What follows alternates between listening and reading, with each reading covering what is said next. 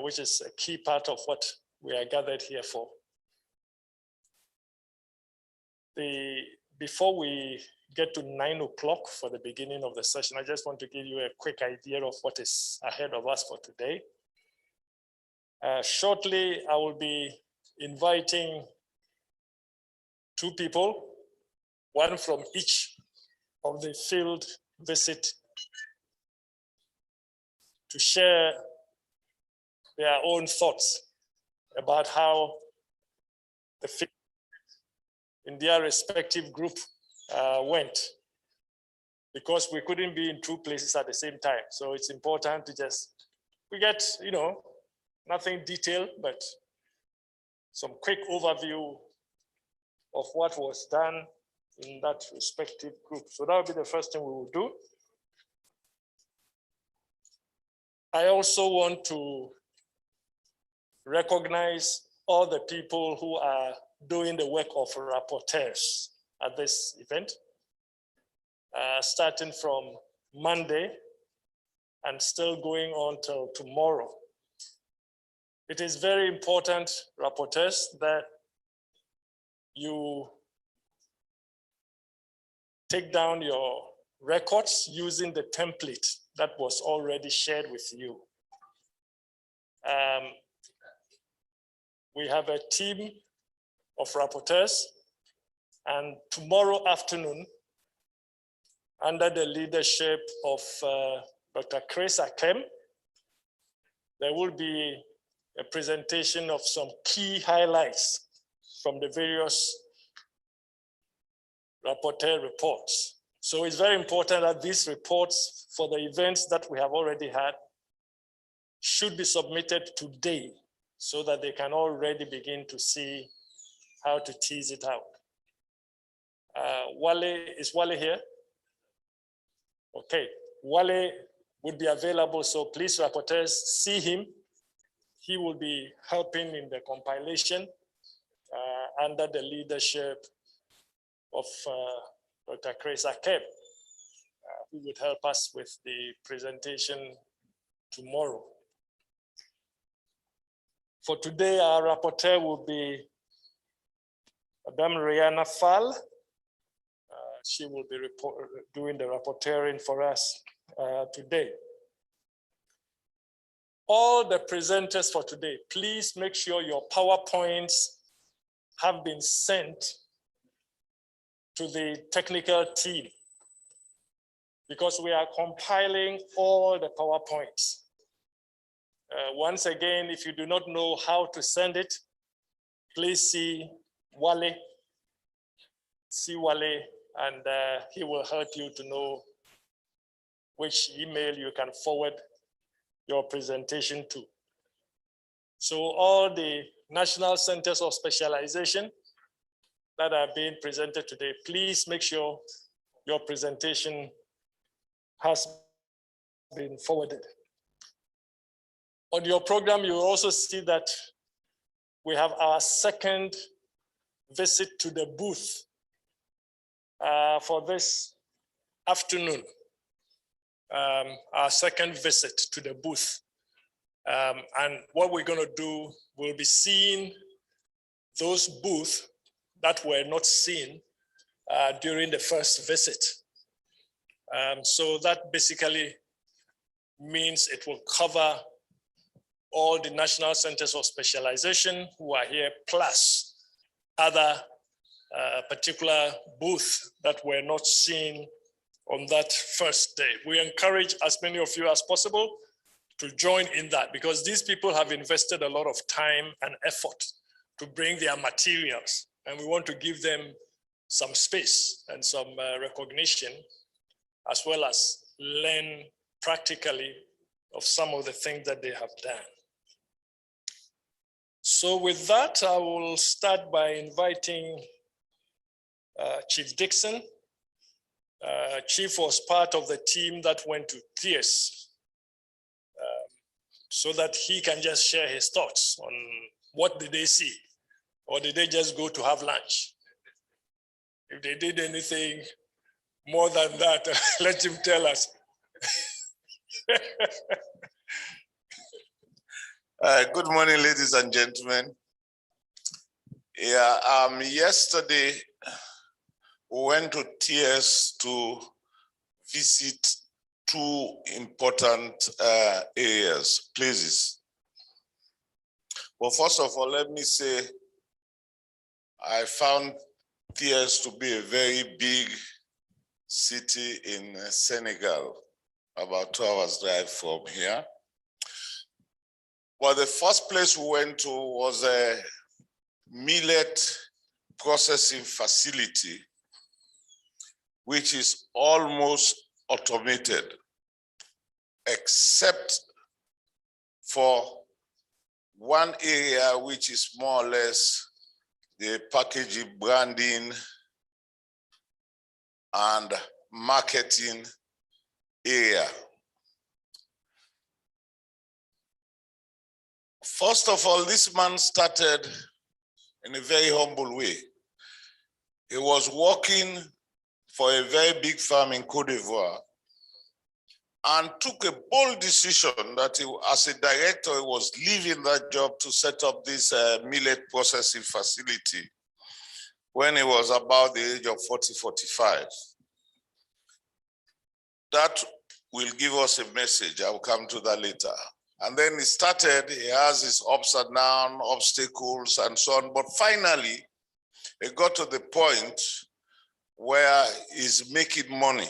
It's a profitable enterprise and is targeting a product that is demanded by the people of Senegal. And these are products for millet. But the most striking thing is that though he is making money, is also making provision that from his facility, many other people will benefit, and particularly women. So he has incorporated what you call inclusive economy, where he's making money for himself, but he has also hired a lot of women who have families, and he's paying them. He's giving them child allowance. He's giving them leave to take care of babies when they are pregnant and delivered. So you see, he's not a selfish person. He's helping himself, but he's helping others. And I think that was the most striking part of what we saw yesterday. The other aspect is the setup. The setup is in the outskirts of TS, and as he said, that place was not anything to write home about, but because he has brought in an enterprise in that area and could employ people around the environs, that place is sort of booming. That is also another important thing. Then the third point I have about that place is that it has a very clean facility, except for the tail end of the processing process. And I think some people mentioned how we could improve that. But those are the two key things we learned from that one. And then we went to the CERAS, which is a center of ISRA for drought-tolerant crops, cowpea, sorghum, millet, fonio, and I think that those were the crops. And without going further about that, the director showed us all around the processes they have, the facilities and so on. But the most striking thing is that we in the national system, I was in the national system as well. With little money, you can do a lot and wonderful things that your center can be recognized as one of the centers in Africa to write home about. I was associated with CERAS. I was going there, I think even 3 years ago, I went there. But in 2017, because of some money they had from WAP, the West Africa Agricultural Productivity Program, which was executed by all the national research systems in West Africa. They put their own money into good use. They were able to put up an auditorium, a dormitory. The labs and facilities were upgraded because that was provided as a component one of WAP.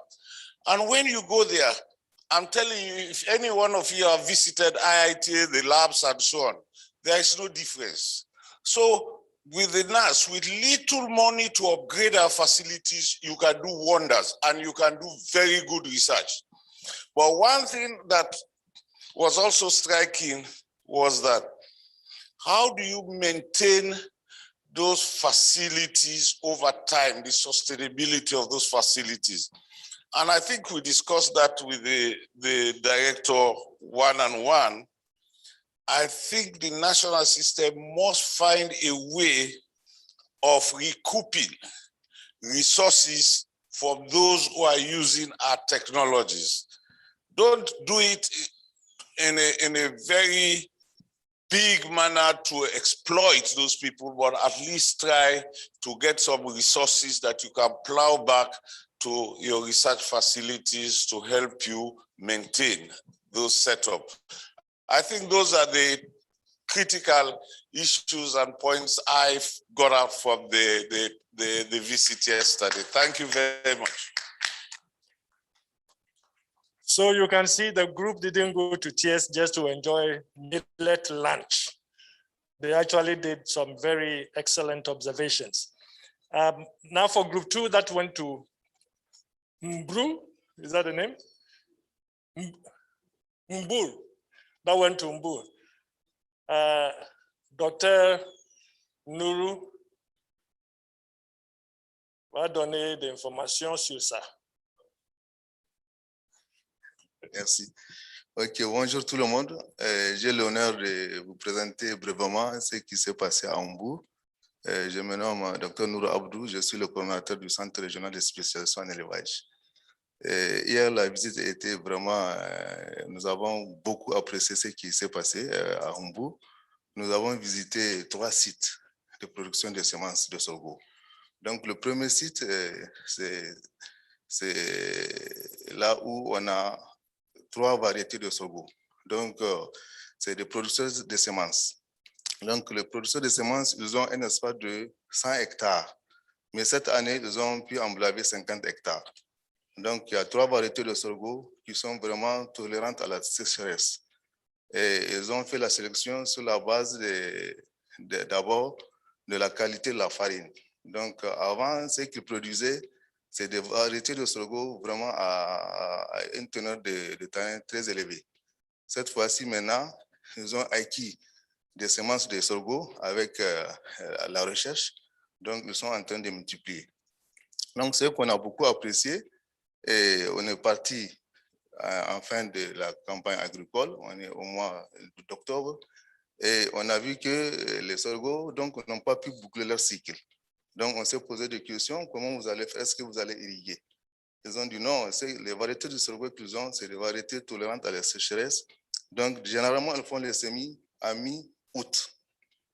Vous voyez, donc mi-août, et puis dès que les sorgho arrivent à épuisement, donc eux, ils ne veulent même pas qu'il y ait de pluie, parce que ça va gâter quand même les semences. Vous voyez? Donc, c'est comme ça, et on a beaucoup apprécié. Donc, il y a un rendement de l'ordre de 3 tonnes par hectare, et ça, c'est énorme. Quand on regarde nos pays au Sahel, donc la plupart des rendements de sorgho, c'est autour d'1 tonne, quelque chose comme ça, moins d'1 tonne d'air. Vous voyez?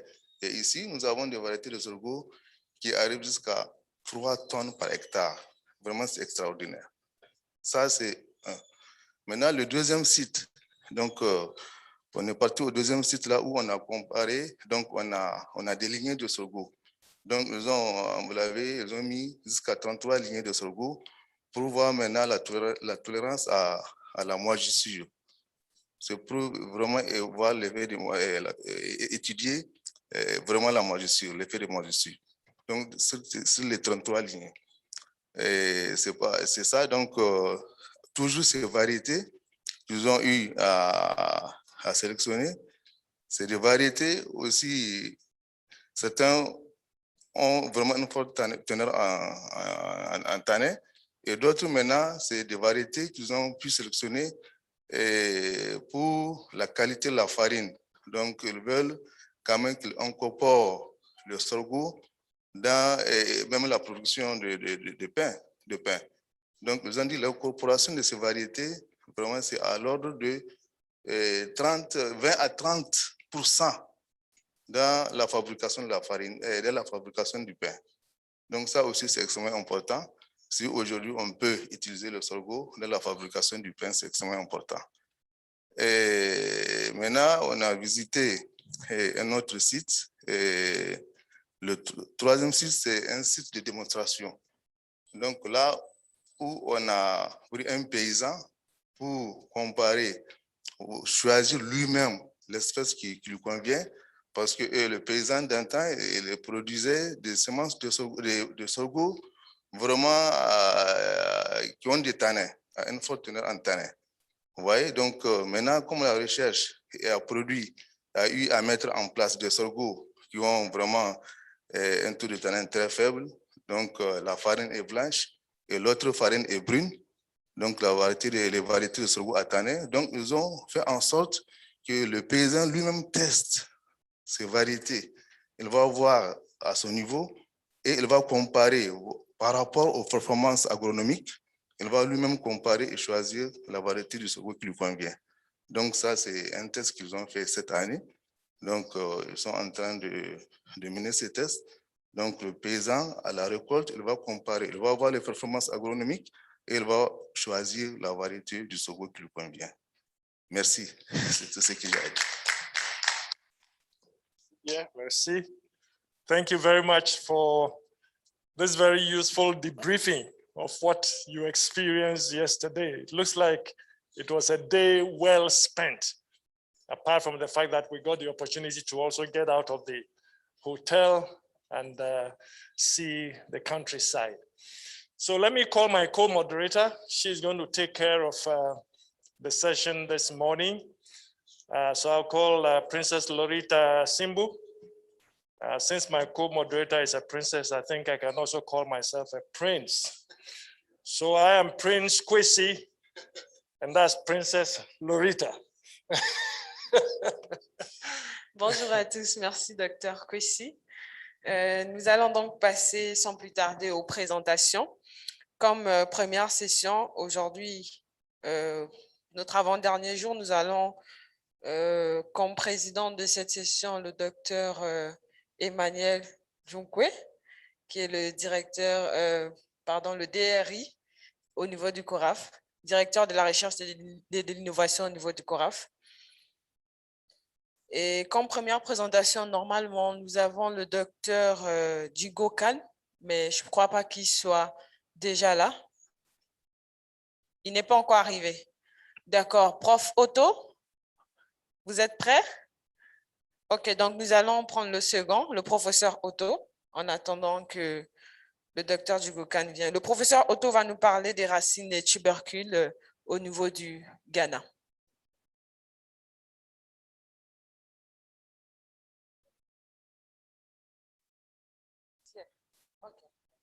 Sorry, let me just introduce. Okay. Good morning, everyone. I will be speaking in English and French, so don't bother with the interpretation.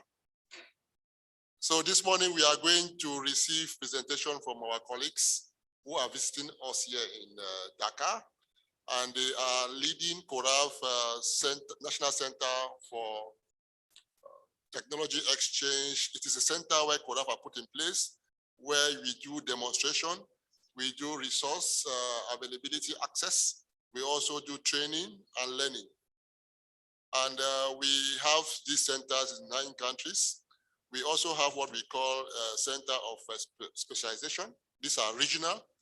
Then the center of reference, rather. Reference centers are regional, and the specialization centers are national. Donc, ce matin, on va présenter les différents centres de spécialisation de CORAF. CORAF a plusieurs centres en Afrique. Il y a les centres nationaux et aussi les centres régionaux. Et pour les différences, c'est que les centres régionaux, ça couvre plus d'un pays. Et pour les centres nationaux, ça couvre seulement dans un seul pays. Mais nous sommes en train de faciliter pour que les autres pays puissent avoir accès aux différentes technologies qui sont démontrées ou mettre en œuvre dans ce pays. Et ces centres jouent plusieurs rôles. C'est des technologies que nous sommes en train de démontrer dans ces centres. Donc, ça sert comme un centre de ressources pour avoir accès aux ressources. Ça peut être les semences améliorées, les différentes technologies qu'on a présentées depuis le début de cet atelier. Et aussi, c'est un centre qu'on utilise pour faire la formation. Donc, les différents partenaires qui ont besoin de formation, on les invite dans tous ces centres pour la formation. Et aussi, ça sert comme un centre d'études. Donc, on travaille avec les universités. Les universités qui sont étudiants passent là-bas souvent pour faire les études académiques. Donc, c'est un centre, en anglais, on dit one-stop shop. Donc, si tu viens là-bas, tu peux tous avoir à la fois. Donc, pour ne pas tarder, chaque présentateur a 20 minutes à présenter. Et après ces 20 minutes, on a quelques minutes pour échanger les observations. Et pour ne pas tarder, je pense que comme la première personne n'est pas disponible, on va passer la parole à Dr. Otu, qui vient de Ghana. Et au Nigeria et au Ghana, we have a roots tuber program. CORAF is working with the national system in Ghana for roots and tuber, technology development, upscaling, and training. So, Dr. Otu, you have 20 minutes for presentation. Then after that, we have 15 minutes of observations and exchange. Thank you. Thank you very much, Mr. Chairman. It's a privilege to be here. As the chairman rightly said, we are a Center of Excellence for the development of root and tuber crops. And just to hit your appetite for where I come from Ghana, and the Center of Specialization has an on-station and then have some outstations. And these are the areas that we do our work. Next slide, please. We were established in 1964, and we had that under the Council for Scientific and Industrial Research. We have an umbrella body that is the headquarters coordinating 13 institutions, and we are one of the institutions. That's a Crop Research Institute. Go ahead. Our basic vision is to become a center of excellence for agricultural research, innovation, capacity building for development. And I think we are on our way. The mission to develop and disseminate demand-driven technologies and build capacity for sustainable food and industrial cross productivity to enhance livelihoods. As we are aware, we were the Center of Specialization for root and tubers, and by dint of hard work, 2018, we were elevated to a Center of Excellence. And basically, as an institution, we have our mandate crops. We have the cereals, we have the legumes, we have the horticultural crops, root and tuber, and industrial crops. But it's on the root and tuber crops that we are the Center of Excellence. Yeah, so just to take you there, these are some of the activities that we do, generating research for development. And we've been involved in a lot of projects. As you can see, from WAP, AGRA, CAFASI, MAG, etc. There are numerous projects that we are involved in. And we have also an online portal where we engage stakeholders from time to time. So this is just a small part of what we've been able to achieve. For pepper, we have 2 varieties formally released: sweet potato 7, yam 7, cowpea 14, groundnut 15, cocoyam 7, soybean 9, banana 2, canning bean 4, rice 24, 14, maize 33, and cassava 19. And we've been privileged in winning a lot of awards. We won the Gold Award when Ghana celebrated its independence for excellence in research. And the Governor General of Canada came down to Ghana and gave us a Gold Award for excellence in research for over 20 years of working with the Canadian government. Go further, please.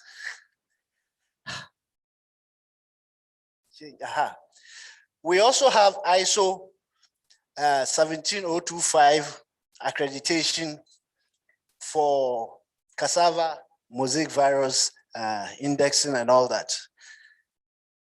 Go ahead. Yeah. Most often the products that we do, just as you saw in Sarah's yesterday, we ate all millet food. We also do same for root and tubers and all the crops that we develop. Once we develop them, we go as far as looking for consumer acceptability and then developing products out of the technologies that we've developed. Next slide, please. So this morning, I will share with you some of the available root and tuber technologies that we can share. In cocoyams, as I indicated earlier, we've developed a lot of varieties, and this is about the top 3 of the varieties that we've developed. These are the characteristics, and they are very high yielding, apart from the fact that normally we look for pest and disease resistance, tolerance to pest and disease, and then consumer acceptability. Let's go to the next slide. So we have so many technologies.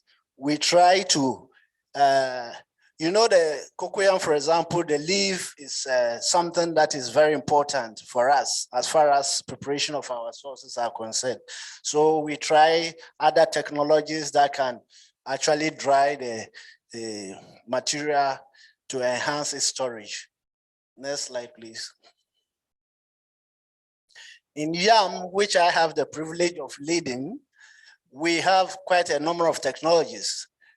Under the seed system, we've developed a lot of technologies for multiplication because yam naturally has a low multiplication ratio.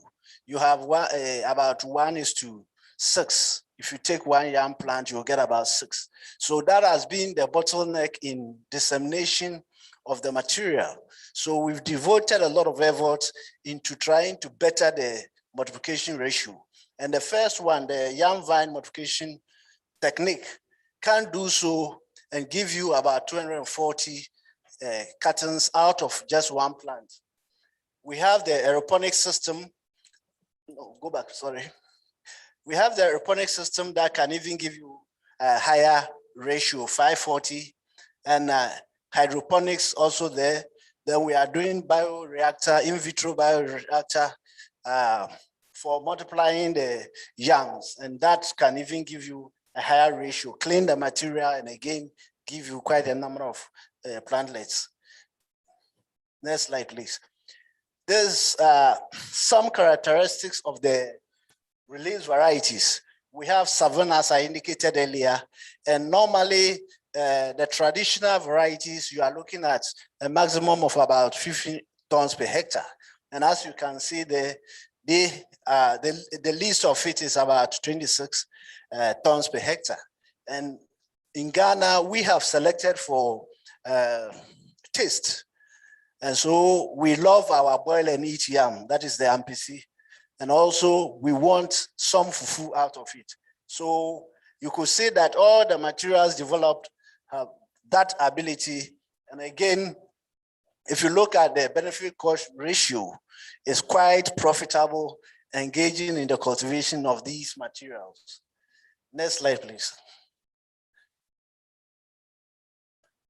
Then we have some other technologies for good agricultural practices. So if you look at the very first one, not traditionally we do mounding. Those who know yam know that they will gather some topsoil in a heap and plant it there.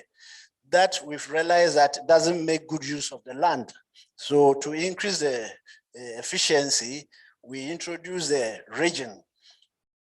And we've been very successful in demonstrating in many of the yam growing areas how to prepare the land using the ridges.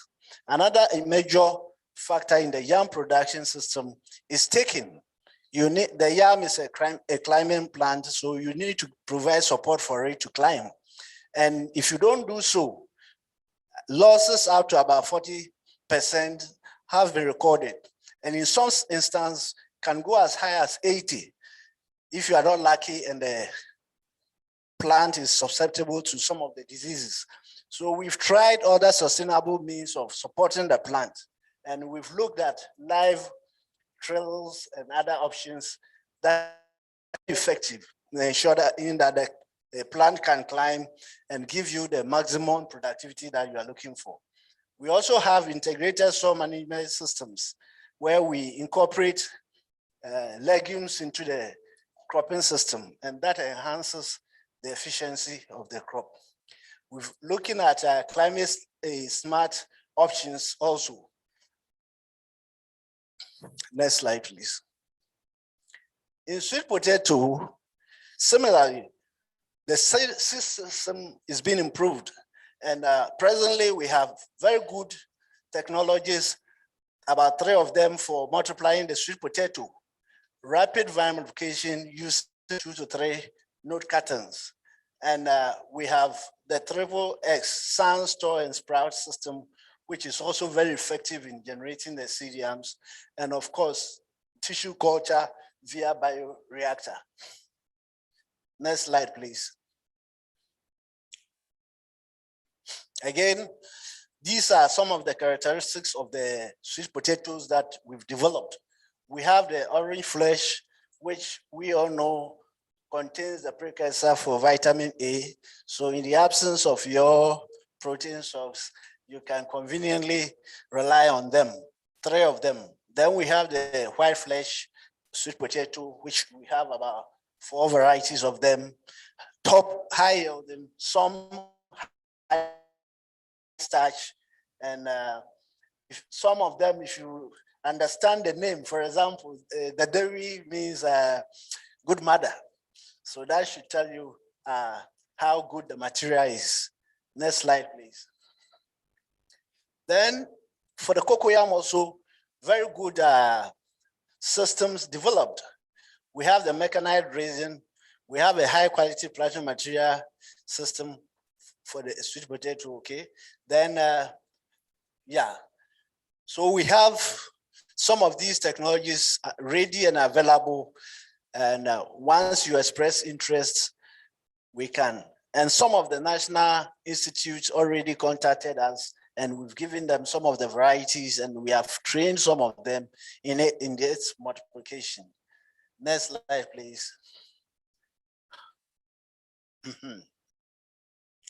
Okay, so these are some of the Cocoyam varieties that we've developed. And as I mentioned earlier, we are very much interested in the leaves as well as the cormels, because in Ghana, everybody knows that contemporary stew, that's a powerful stew. And so we are very much interested. And some of the practices we are engaging in leaves. You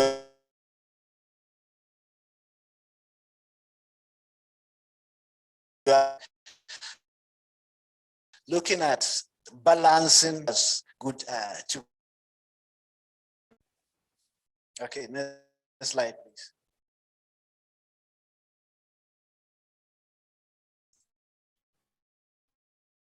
Next slide, please.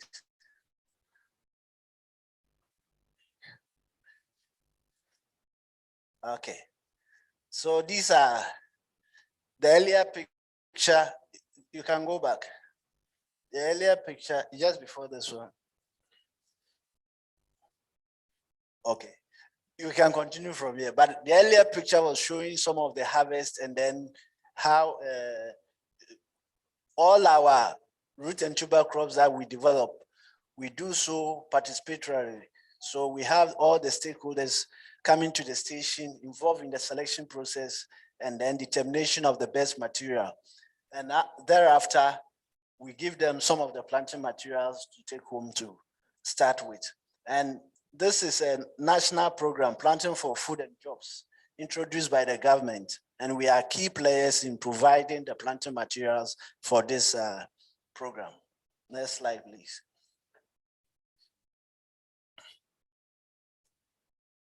Okay, so as you can see, these are some of the products: ginger biscuits, noodles, taro pizza. These are all developed from the materials that we are developing. So we are available to assist you in every direction that you are interested in. Let's go to the next one. Cassava, and Dr. Dixon has been our father, trained most of our guys, and great support. So again, we do PRA studies in determining the needs assessment, setting the objectives and all that. These are pictures from the villages where we do our work. Next slide, please.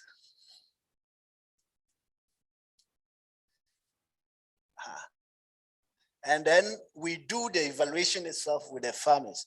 Normally at the vegetative stage, at time of planting, they come around. Vegetative stage, they will come around. Harvesting stage, they will also come around. Then thereafter, we cook the material and we all taste them and select the best material. So these are some of the operations in pictures. Next slide, please.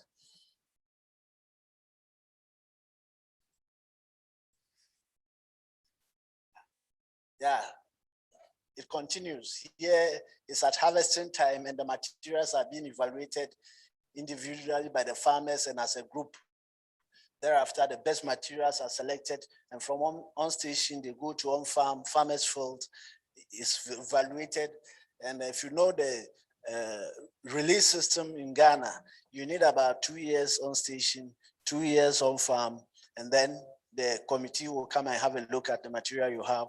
Subsequently, if they pass all the tests, you provide all the necessary information by way of proximate analysis, economic analysis. You establish the value for cultivation and use, and then the DUS, then it is ready to be released. And so these are very essential steps in all the materials that we develop. Next step, please. Okay. Again, you can see some of the varieties being turned into products for evaluation. Next step. Okay, sure. It continues from here. Gari being processed up there, and some of the varieties down there. And occasionally we have visitors from all over the world who come to grace some of the occasion. Next slide, please.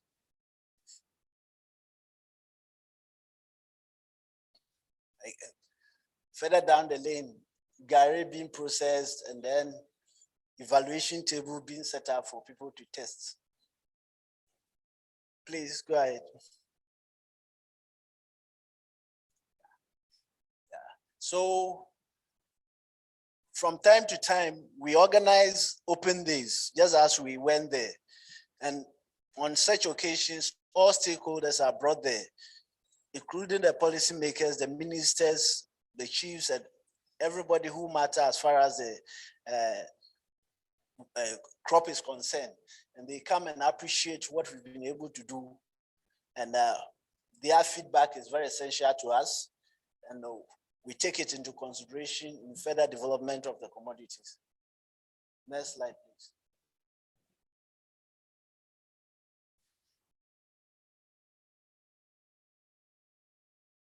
Release varieties. The details are on the poster. So if you want a very fine detail, you can just step Please, next slide, please.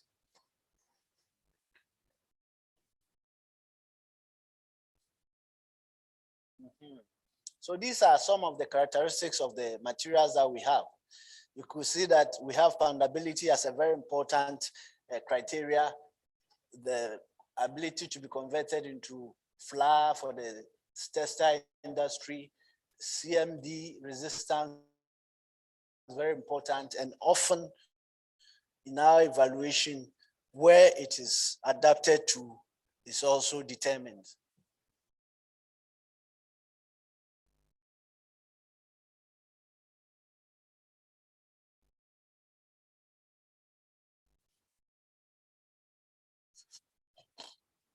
It was a problem. Okay, so I can assure you that we have very good management system in place. And actually we are hoping to get the ISO 9001, which is for management. But we've engaged all sort of stakeholders to assist us in bettering our management system. And so we have an efficient system in place. In terms of infrastructure, I'm sure those who have been there will tell you that we are not bad, but we can be better. And we have the manpower, we have the willingness to collaborate. So we are available to assist our sisters institutions as far as root and tuber crops are concerned. Mr. Chairman, I'm done. Yeah, thank you very much, Prof. It's been a wonderful presentation and we appreciate. The only remarks I have is this, you know, when they talk of root and tuber, it is so broad. And we want to talk about all what we do. It might take the whole day. Thanks. He has given us the technology they have been developing from variety development, testing, selection, validation, up to seed production, farm management, post-harvest processing, value addition. So they have a lot. And with all this, it's difficult for us to have all the technologies in 20 minutes. I would have preferred we highlight on all the technology we have, then we focus on 2 or 3. Then the 2 or 3, we give the technology, how it works, for whom, and the cost of the technology. I think that will make us actually gain some time. Because if you want to move from root and tuber to fruit and vegetable, if they want to mention all the different fruit and vegetable they are developing, I think 20 minutes is too small. I will not benefit anything from the presentation. Thank you very much, Prof. Je disais, pour la présentation de Prof. Otu, c'était excellent. Il nous a fait... Okay, there's an interpreter, yeah, sorry. Okay, that's fine. So, Prof, you sit and we have 10 minutes of discussion, observation from the presentation he has just given. Thank you.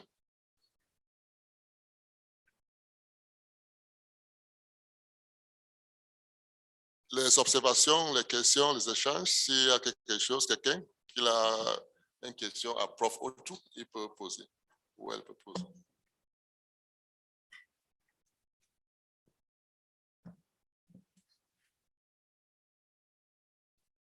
Yeah. Okay, thank you very much, Chair, and thank you to the presenter. The work of root and tuber is very, very central to my palette. And I have been to Kumasi. I really appreciate what is going on there.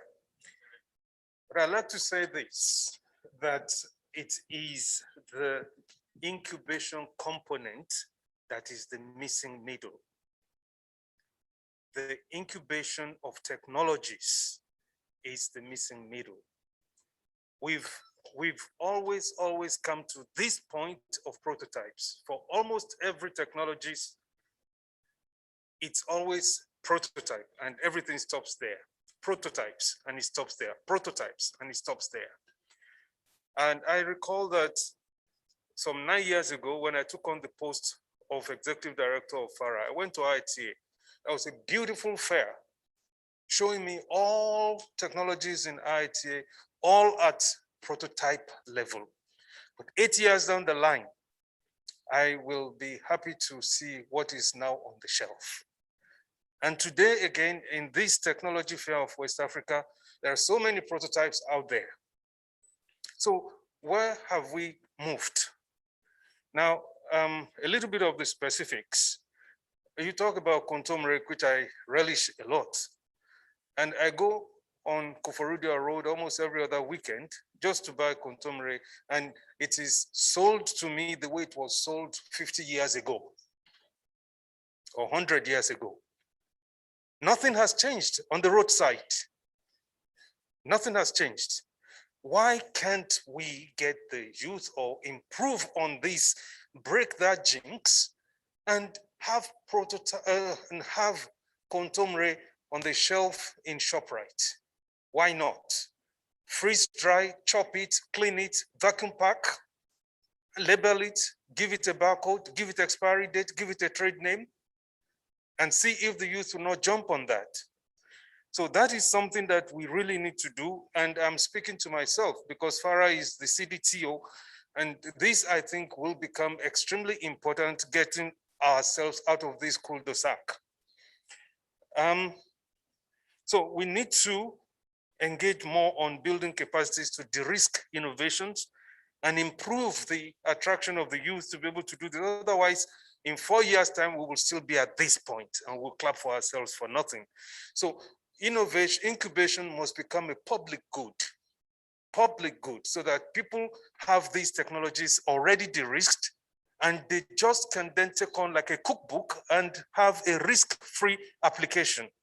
Finally, okay, the Gary processing I saw there.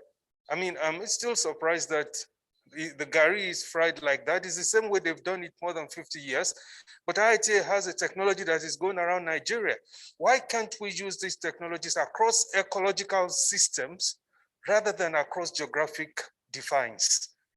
Nigeria has gone beyond this wood and frying, and it doesn't cost anything to cut across all the ecologies where Gary is considered important. So these are my small comments. Thank you, Chair. Yeah, thank you very much for the observation and the gap. Ray, do you have some comments? Thank you very much for a very well elucidated comment. And I share your concern because I've always thought that if we could incubate and then come up with the developers of the technology, have a company, partner, anybody, but the institution will have a share of the partnership.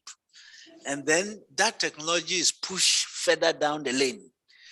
I think we will be doing a lot of good because out there, we know that that is what they do. For example, in developing the varieties of yam, I realized that the major point is to peel and cut for the rising middle income people is difficult. So why don't we parboil it, then vacuum pack it, and then just take it to them. You warm it and you are ready to go. And I actually got in touch with a Japanese group. They tested it in Accra. And believe you me, it was selling like hot cake. But then locally, we've not taken it up.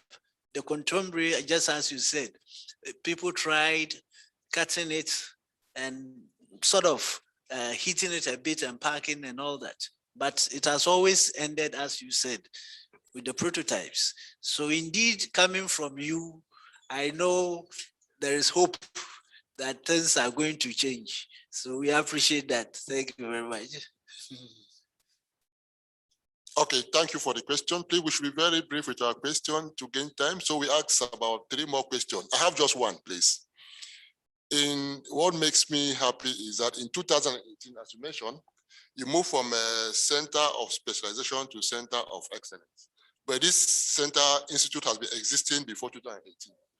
What did you do differently that moved you from specialization to excellence, to center of excellence? Thank you very much. As I said, we improved our management system. For example, that is one of the components. For example, in the past, if you are to get an impress, it took 14 steps. And then we had a group that came in and helped us to streamline it to 7. And so that aspect of our management became very efficient. And we are still, as I said, working on getting the ISO 9001, which is for management. Then a lot of capacity was built under WAP in terms of personnel and then the infrastructure. The funding that came from WAP is about the highest we've ever gotten for our work. And several young scientists were educated formally to PhD and then master's level and informal training, several of them. So we did a lot of capacity building. We had a lot of technical backstopping for the relevant institutions in the world. We can call on IIT anytime if it is cassava, yam or anything. And CIAT and all those guys were coming in with some technical backstopping. So by and large, we allow ourselves to learn and then build the capacity to be able to deliver the results that we got. And I think basically that's what made us a success. Yeah, thank you, Prof. Please, let's take 3 more questions, the last. Then Prof will give a summary response to the 3 questions. Are there more questions? Oui. Please. Ici. Il ne voit pas. Mais j'ai vu une main là-bas. OK. Ah, j'ai déjà le micro, hein? Allez-y alors. OK, merci. Bon, effectivement, l'un des indicateurs pour être CNS, c'est-à-dire Centre national de spécialisation, au Centre régional de spécialisation, au Centre régional d'excellence, c'est la régionalisation. Alors, moi, j'avais pensé voir dans cette présentation que l'on verrait que les technologies ont été mises au point par des équipes multi-pays, c'est-à-dire il y a plusieurs nationalités peut-être dans les équipes, ou bien que les expérimentations étaient réalisées dans plusieurs pays à la fois. Mais je n'ai pas pu voir cela. Moi, j'ai cru comprendre plutôt que les technologies sont mises au point au Ghana, et validées par des Ghanéens, et c'est après qu'on fait venir des pays où bien certains disent, bon, envoyez-moi telle variété, et il ne reste qu'à ces pays qu'à faire des tests d'adaptation. Adapter maintenant ces variétés ou cette technologie à leurs conditions agroécologiques. Alors, est-ce que ce ne serait pas mieux, au moment où vous voulez mettre au point des technologies, faire des expérimentations, les faire dans plusieurs pays différentes donc, conditions agroécologiques pour avoir vraiment quelque chose de régional? Merci beaucoup. OK, merci. Il faut qu'on soit bref avec les questions. Des autres questions avant que le prof réponde une fois. S'il y en a, il y a les questions. Are there more questions? OK, here. Please, proceed.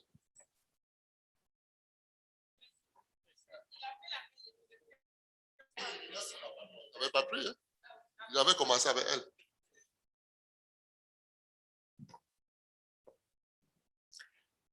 Good morning again, everyone. I'm Priyan Naidu.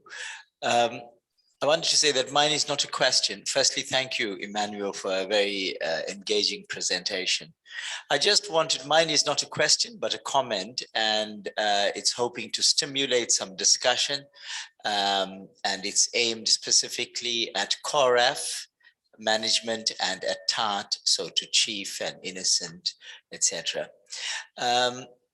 I want to underscore Yemi's point that celebrating the success of some technologies is one thing, but there's the identification process of technologies that can grow And Yemi's point, I think at this point in agriculture in Africa is one of the most valid things I've heard thus far over the last 4 days, in terms of what is the incubation structure for emerging technologies that TAAT and CORAF and other parallel organizations within EAC and NEAC and SADC and COMESA, etc. So I think I would invite Chief and maybe Lemia to have a conversation around how do we put some infrastructure in place to identify emerging technologies and what resources are required for the incubation, because those are potential fertile seeds. And I see our collective responsibility of making the ground fertile so that the incubation infrastructure will make those technologies grow.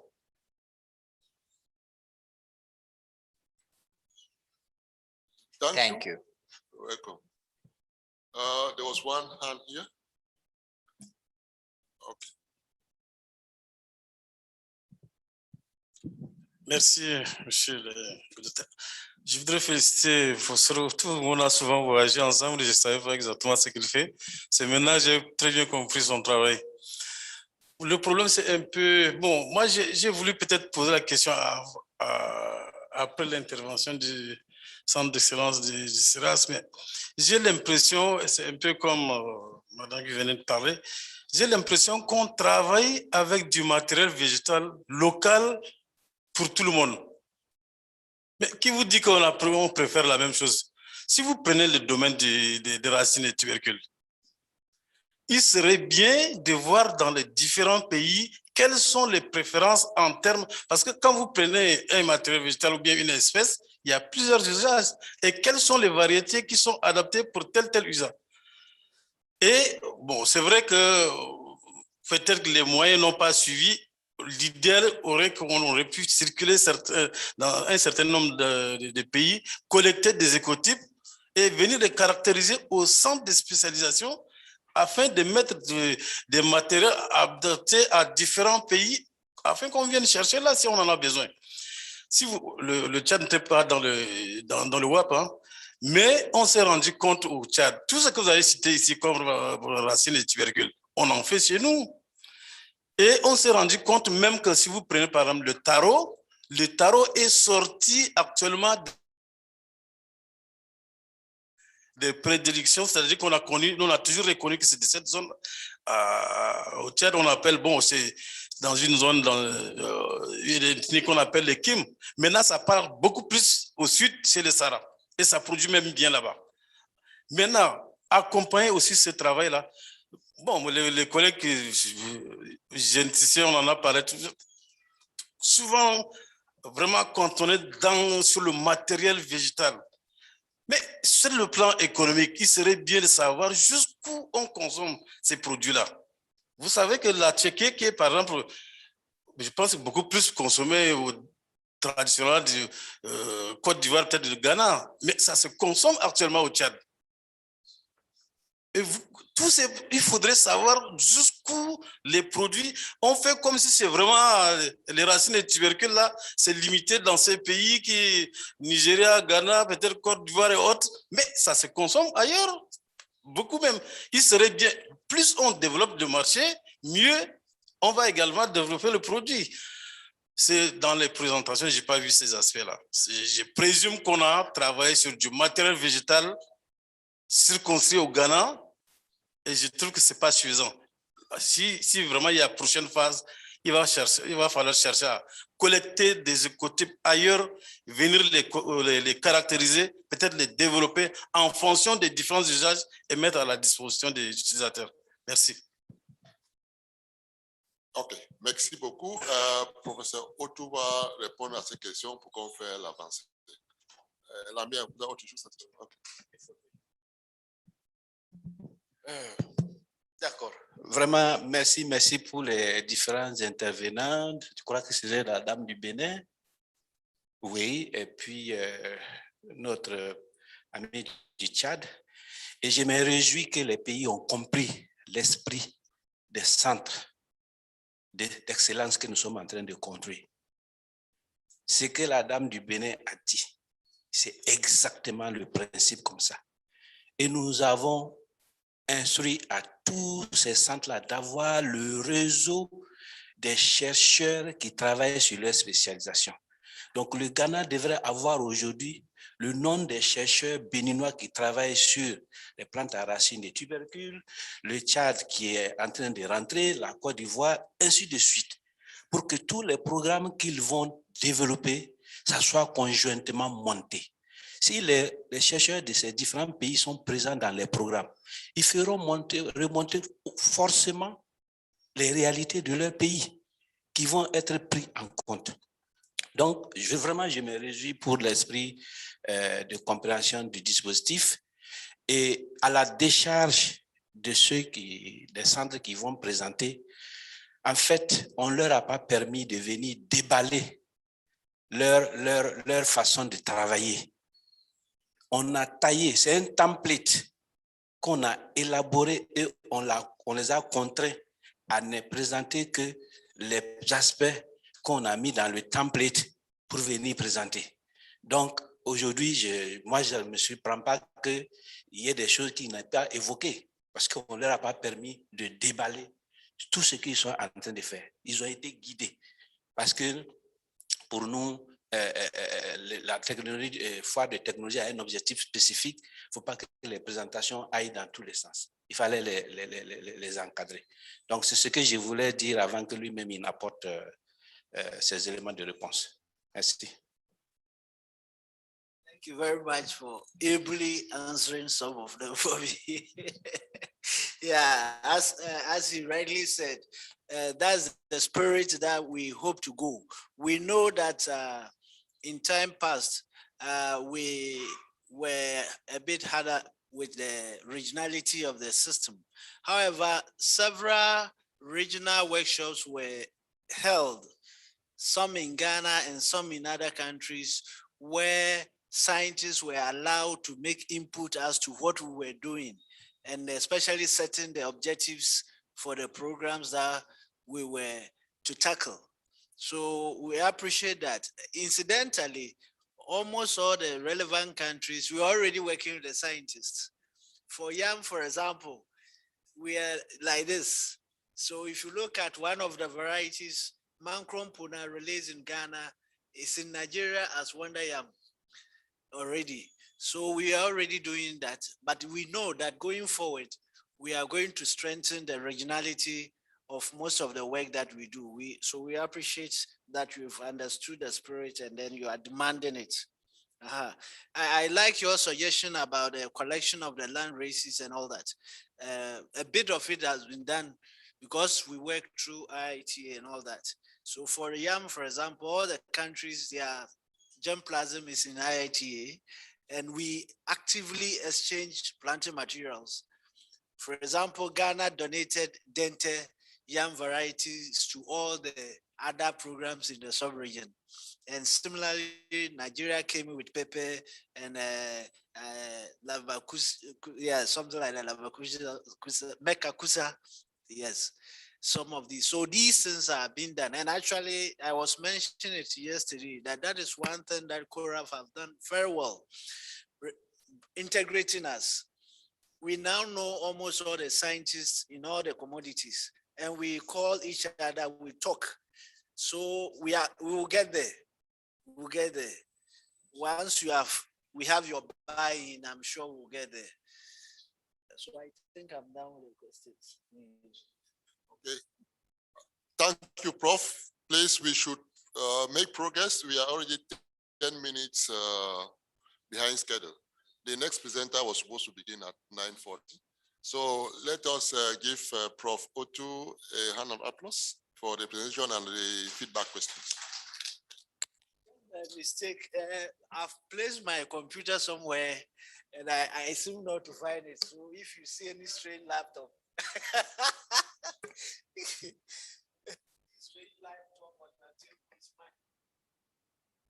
okay, please, we should be going for the second presentation. Now it's fruits and vegetables. We have our presenter from, it should be from Burkina Faso, fruits and vegetables.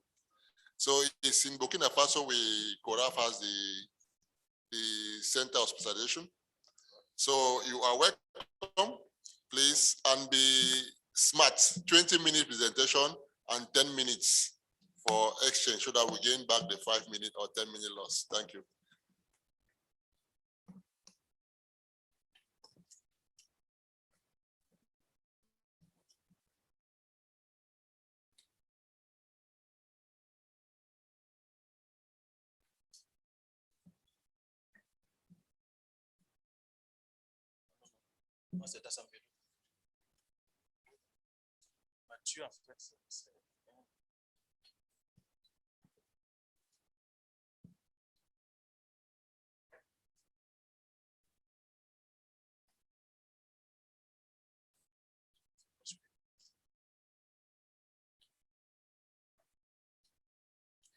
Bonjour tout le monde, moi c'est vraiment Tassambero. Voilà, je fais la présentation au nom du coordinateur du CNS fruits et légumes.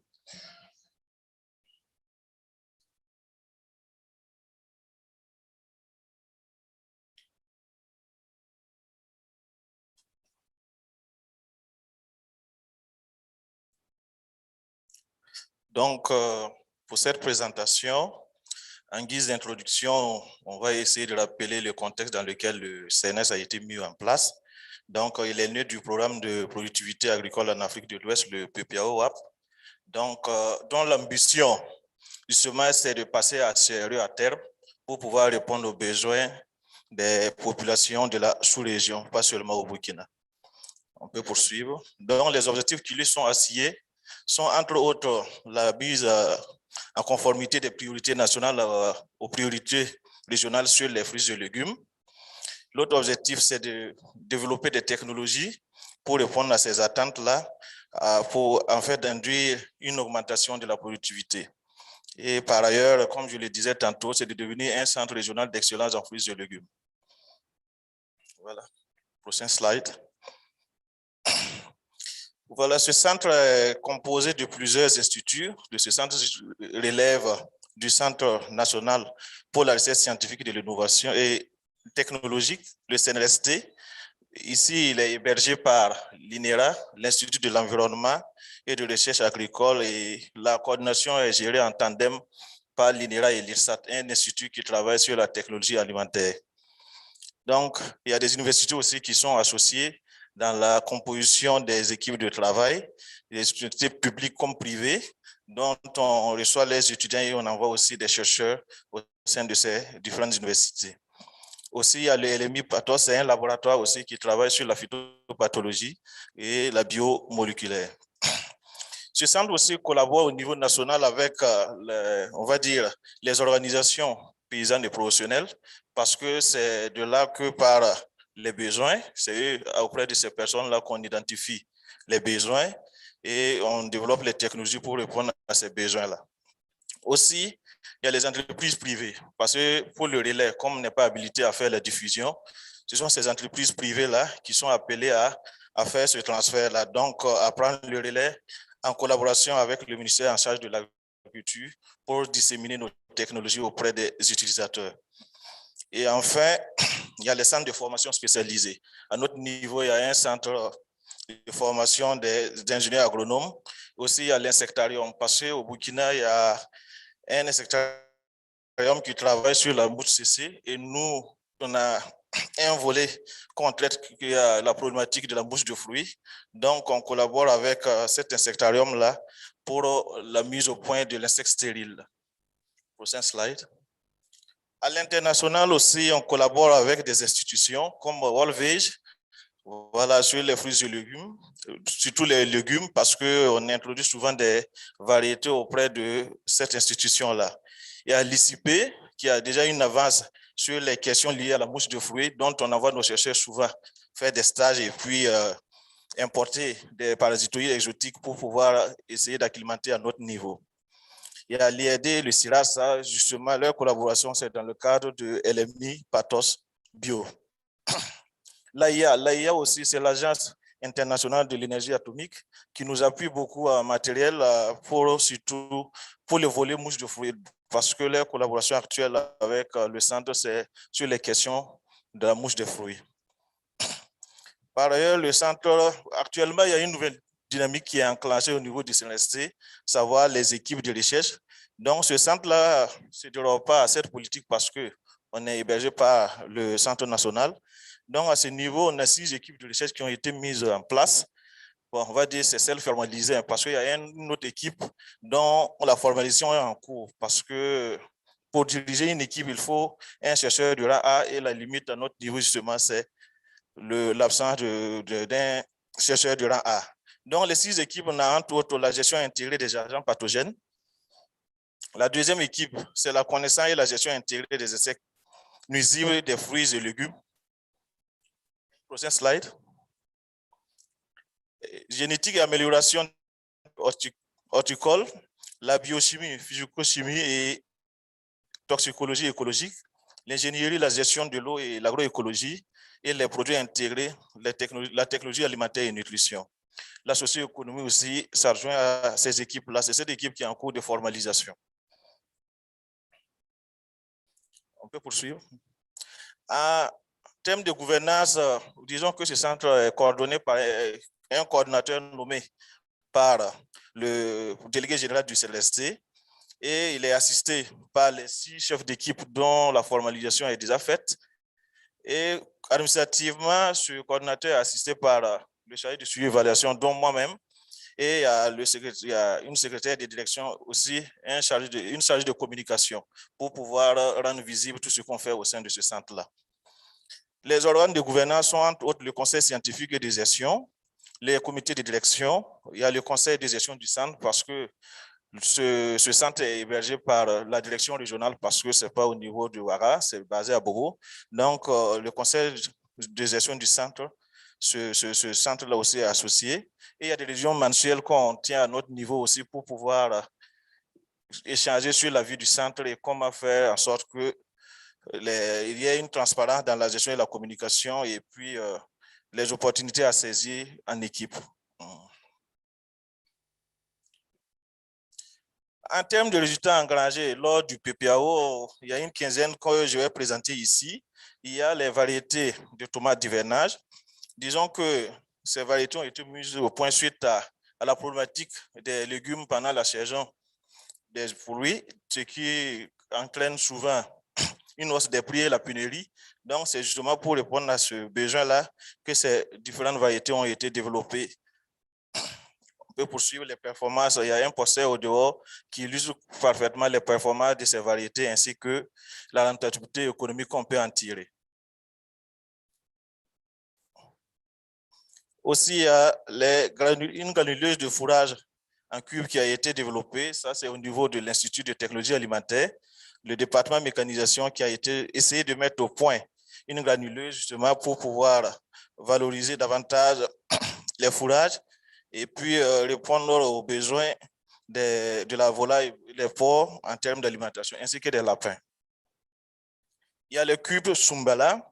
Ça, c'est un produit, on va dire, traditionnel, mais c'est pour pouvoir nous éviter de consommer les bouillons qui sont sur le marché, qui sont généralement chimiques et toxiques pour la santé humaine.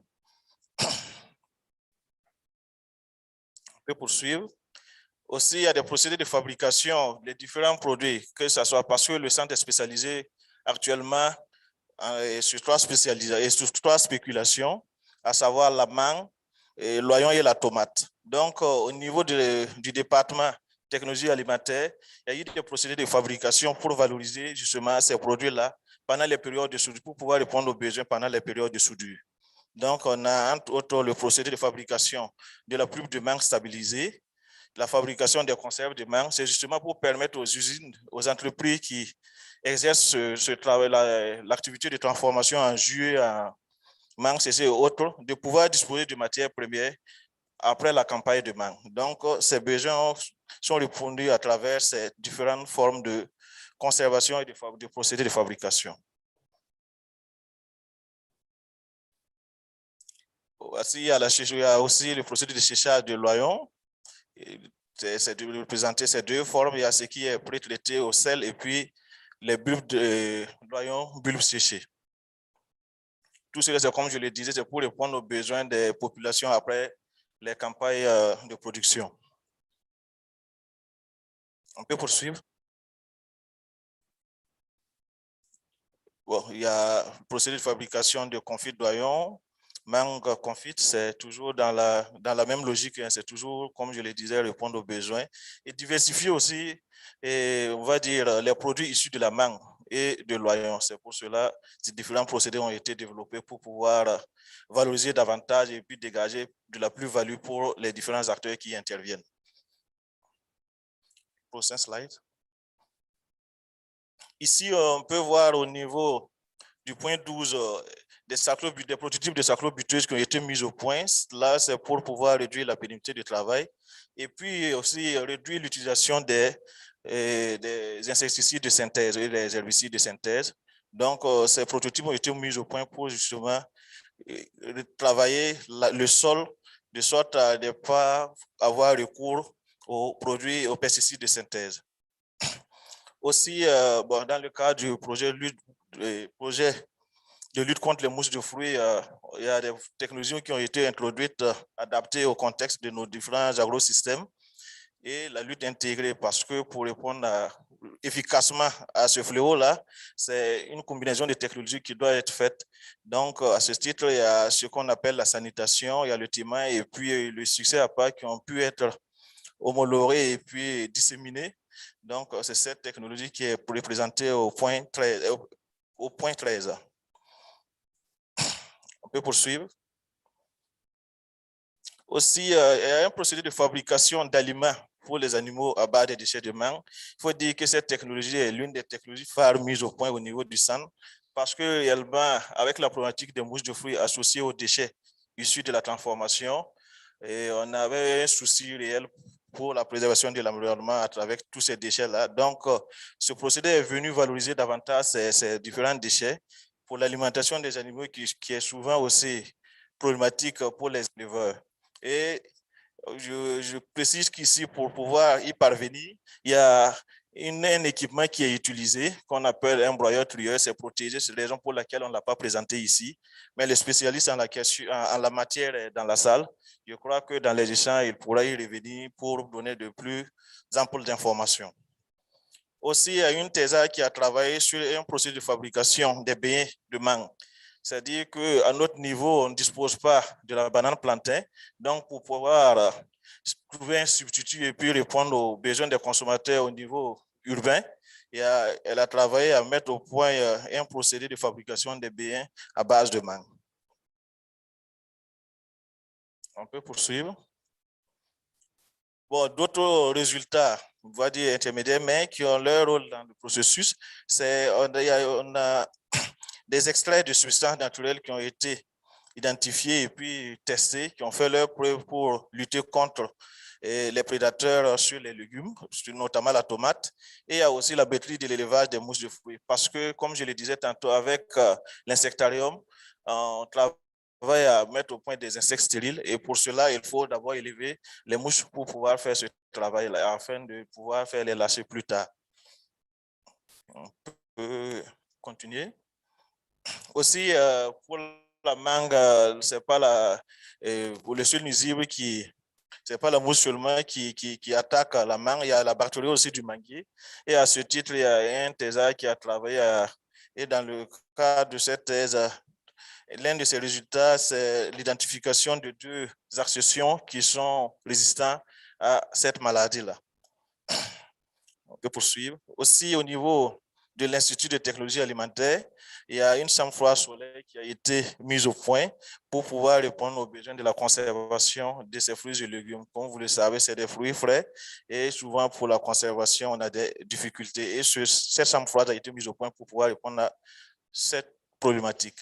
Aussi, en ce moment, c'est les quelques projets et programmes qui sont en cours au niveau du centre. Notons que le PPAO est fini depuis 2017 à notre niveau. Donc, on essaie de tenir tant bien que mal à travers des initiatives des chercheurs qui y travaillent.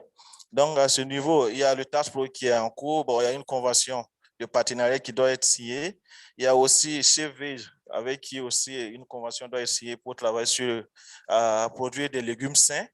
Et il y a le projet Sirimao, c'est un projet qui travaille à consolider les acquis du projet de lutte contre les mousses de fruits. Ce projet, justement, doit aider le centre dans sa mise en œuvre à passer à un centre régional d'excellence. Et la dynamique qui est déjà enclenchée à notre niveau, c'est justement de prendre en compte l'aspect régional comme le docteur Alice l'a mentionné, parce qu'à ce titre, on a un comité technique qu'on a mis en place qui a essayé de proposer des protocoles de recherche en tenant compte des avantages comparatifs de chaque pays. Par exemple, au Sénégal ici, ils ont une expérience bien développée sur les questions des huiles essentielles et c'est eux qu'on a mis on a mis un protocole à leur niveau pour pouvoir nous proposer des insecticides naturels issus justement de l'extraction des huiles essentielles. Au Burkina ainsi qu'au Ghana, on travaille à prouver l'attractivité de l'utilisation de la dèche de bière moderne. Et au Bénin, on essaie de domestiquer les parasitoïdes endogènes. Donc, c'est tout un programme vaste qui prend en compte les avantages comparatifs des différents pays de la région et on les spécialise justement pour pouvoir éviter de tout supporter au niveau du centre, dont on ne dispose pas souvent de l'expertise. Ici, ce sont les infrastructures réalisées sous WAP, bien sûr, le laboratoire central qui est à gauche, 2 niveaux, 5L. Disons que le deuxième niveau quand même a été financé par le budget de l'État parce que la première phase a supporté le rez-de-chaussée et le premier niveau et le deuxième niveau a été assuré par le budget État. Il y a un bâtiment administratif qui a été construit au niveau de la station de Banfora. C'est à ce niveau que se font la sélection fruitière. Et au niveau de l'Institut de la technologie, du département de la technologie alimentaire, on a mis en place une unité de production de vinaigre de mangue. Donc, dans l'infrastructure et puis ainsi que les équipements sont présentés à travers cette image. Il faut rappeler, cette image, c'est pour illustrer en fait une équipe qu'on a reçue, disons, de la CEDEAO avec l'appui financier du CORAF en 2017 pour former les transformateurs sur les fruits et légumes au niveau du département technologie alimentaire. Voilà, merci de votre aimable attention. Je voudrais solliciter, si le temps le permet, Monsieur Mathieu de venir pour présenter un peu ce qu'ils font au niveau de ces pages, parce qu'on est en collaboration et il voudrait, comme il travaille sur les légumes, il voudrait quand même nous montrer quelque chose sur ces aspects-là, parce que ça vient de démarrer. Merci beaucoup la présentation. Merci, Monsieur le Président et Madame la modératrice. Je serai très court et très bref. On dit l'essentiel n'est pas de tout savoir, mais de savoir où tout se trouve. Donc, je vais dire juste où est-ce que nous aurons, où est-ce que nous aurons les informations et dès que nous avons ça, on peut se documenter ou se rapprocher de moi pour avoir plus d'informations. C'est vrai?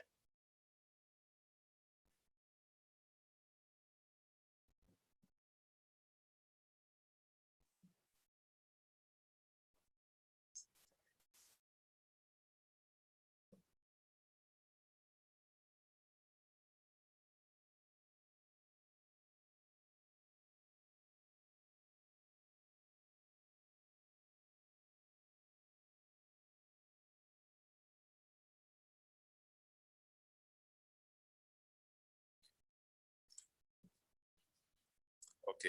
En attendant que la présentation ne se charge, je vais commencer.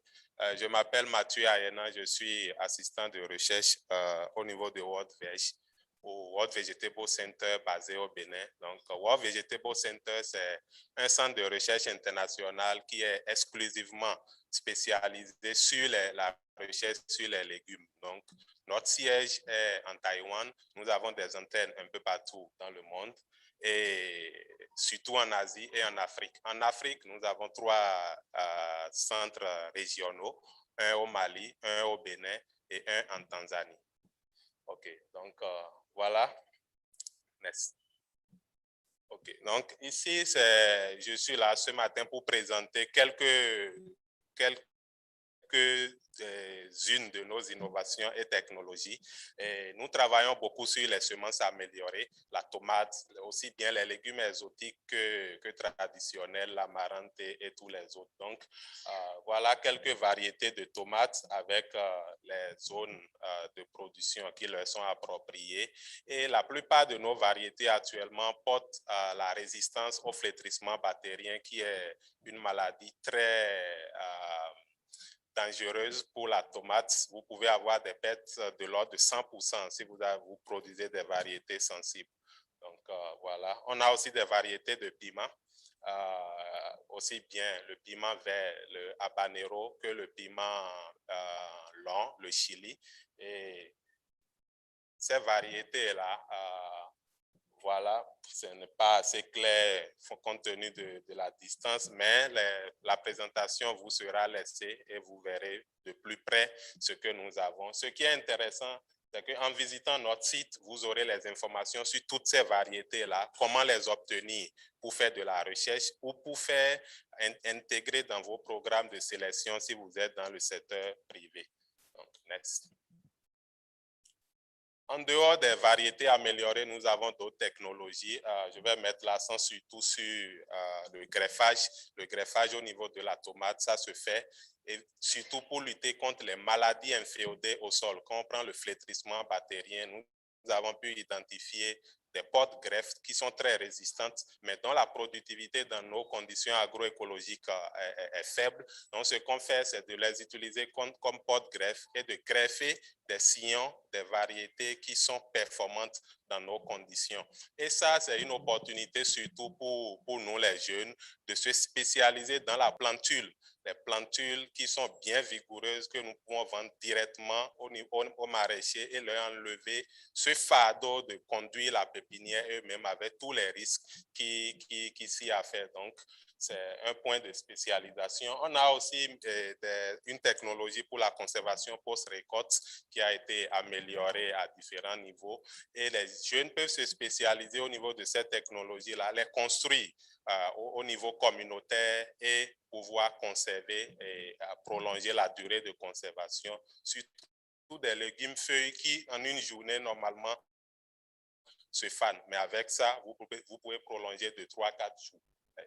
Voilà. Comment est-ce que nous arrivons à faire passer cette technologie-là, notamment les variétés? Nous avons mis en place en 2018 un consortium, le consortium africain pour l'amélioration des légumes, avec l'association africaine de commercialisation des semences AfDB, et qui est le African Vegetable Breeding Consortium, et qui nous permet de faire passer nos variétés au secteur privé pour que ces variétés-là ne restent pas dans nos tiroirs. Donc, c'est assez intéressant.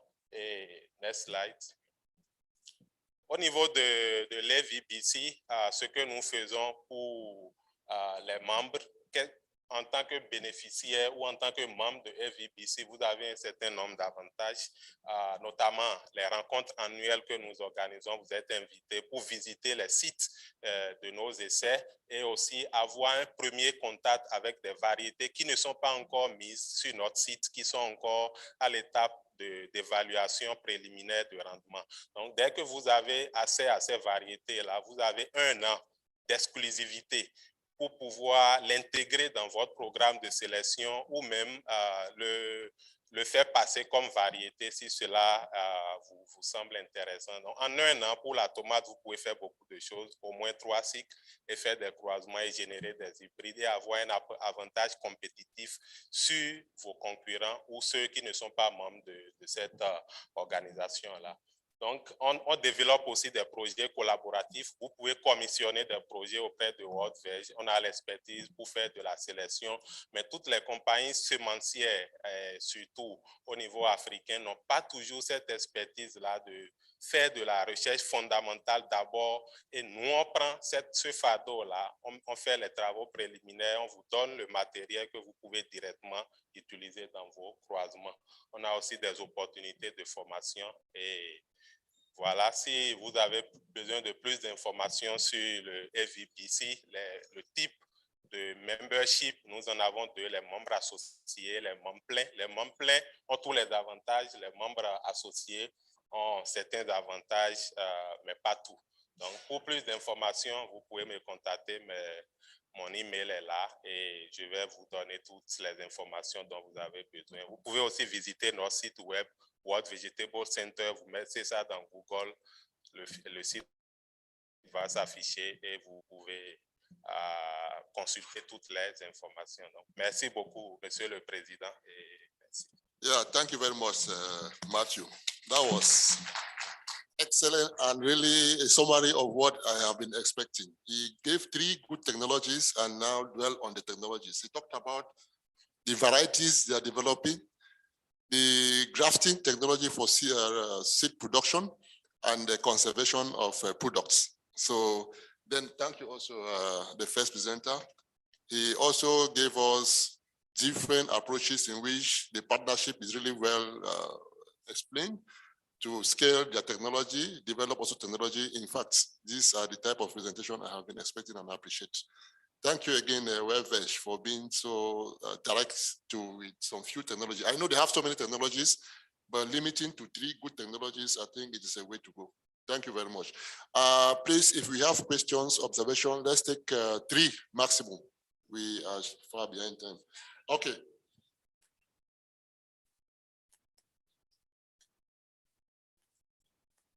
Merci beaucoup, Afi Salami du CNS Maïs au Bénin. Je voudrais remercier Dr Tapaga pour sa présentation. Je suis heureux de constater que, en dehors du CORAF, vous avez pu nouer d'autres partenariats, c'est-à-dire avec d'autres centres internationaux de recherche. Je suis intéressé de savoir, est-ce que ces partenariats que vous avez noués, c'est toujours dans le cadre du CNS ou c'est dans le cadre de nos centres de recherche nationaux? Parce que c'est souvent les mêmes équipes de recherche que nous avons de part et d'autre. Parfois, nous avons une position assez mitigée, c'est-à-dire on se demande s'il faut capter des financements pour nos centres nationaux ou pour les centres de spécialisation. Donc, je voudrais savoir si c'était dans le cadre du CNS que vous avez pu capter ces partenariats-là. Et il serait intéressant que vous partagiez avec nous vos expériences dans ce domaine-là. Let's take 2 more, then we conclude. Okay.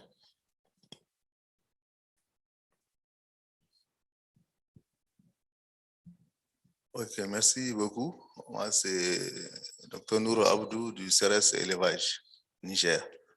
Donc, merci pour les 2 présentations.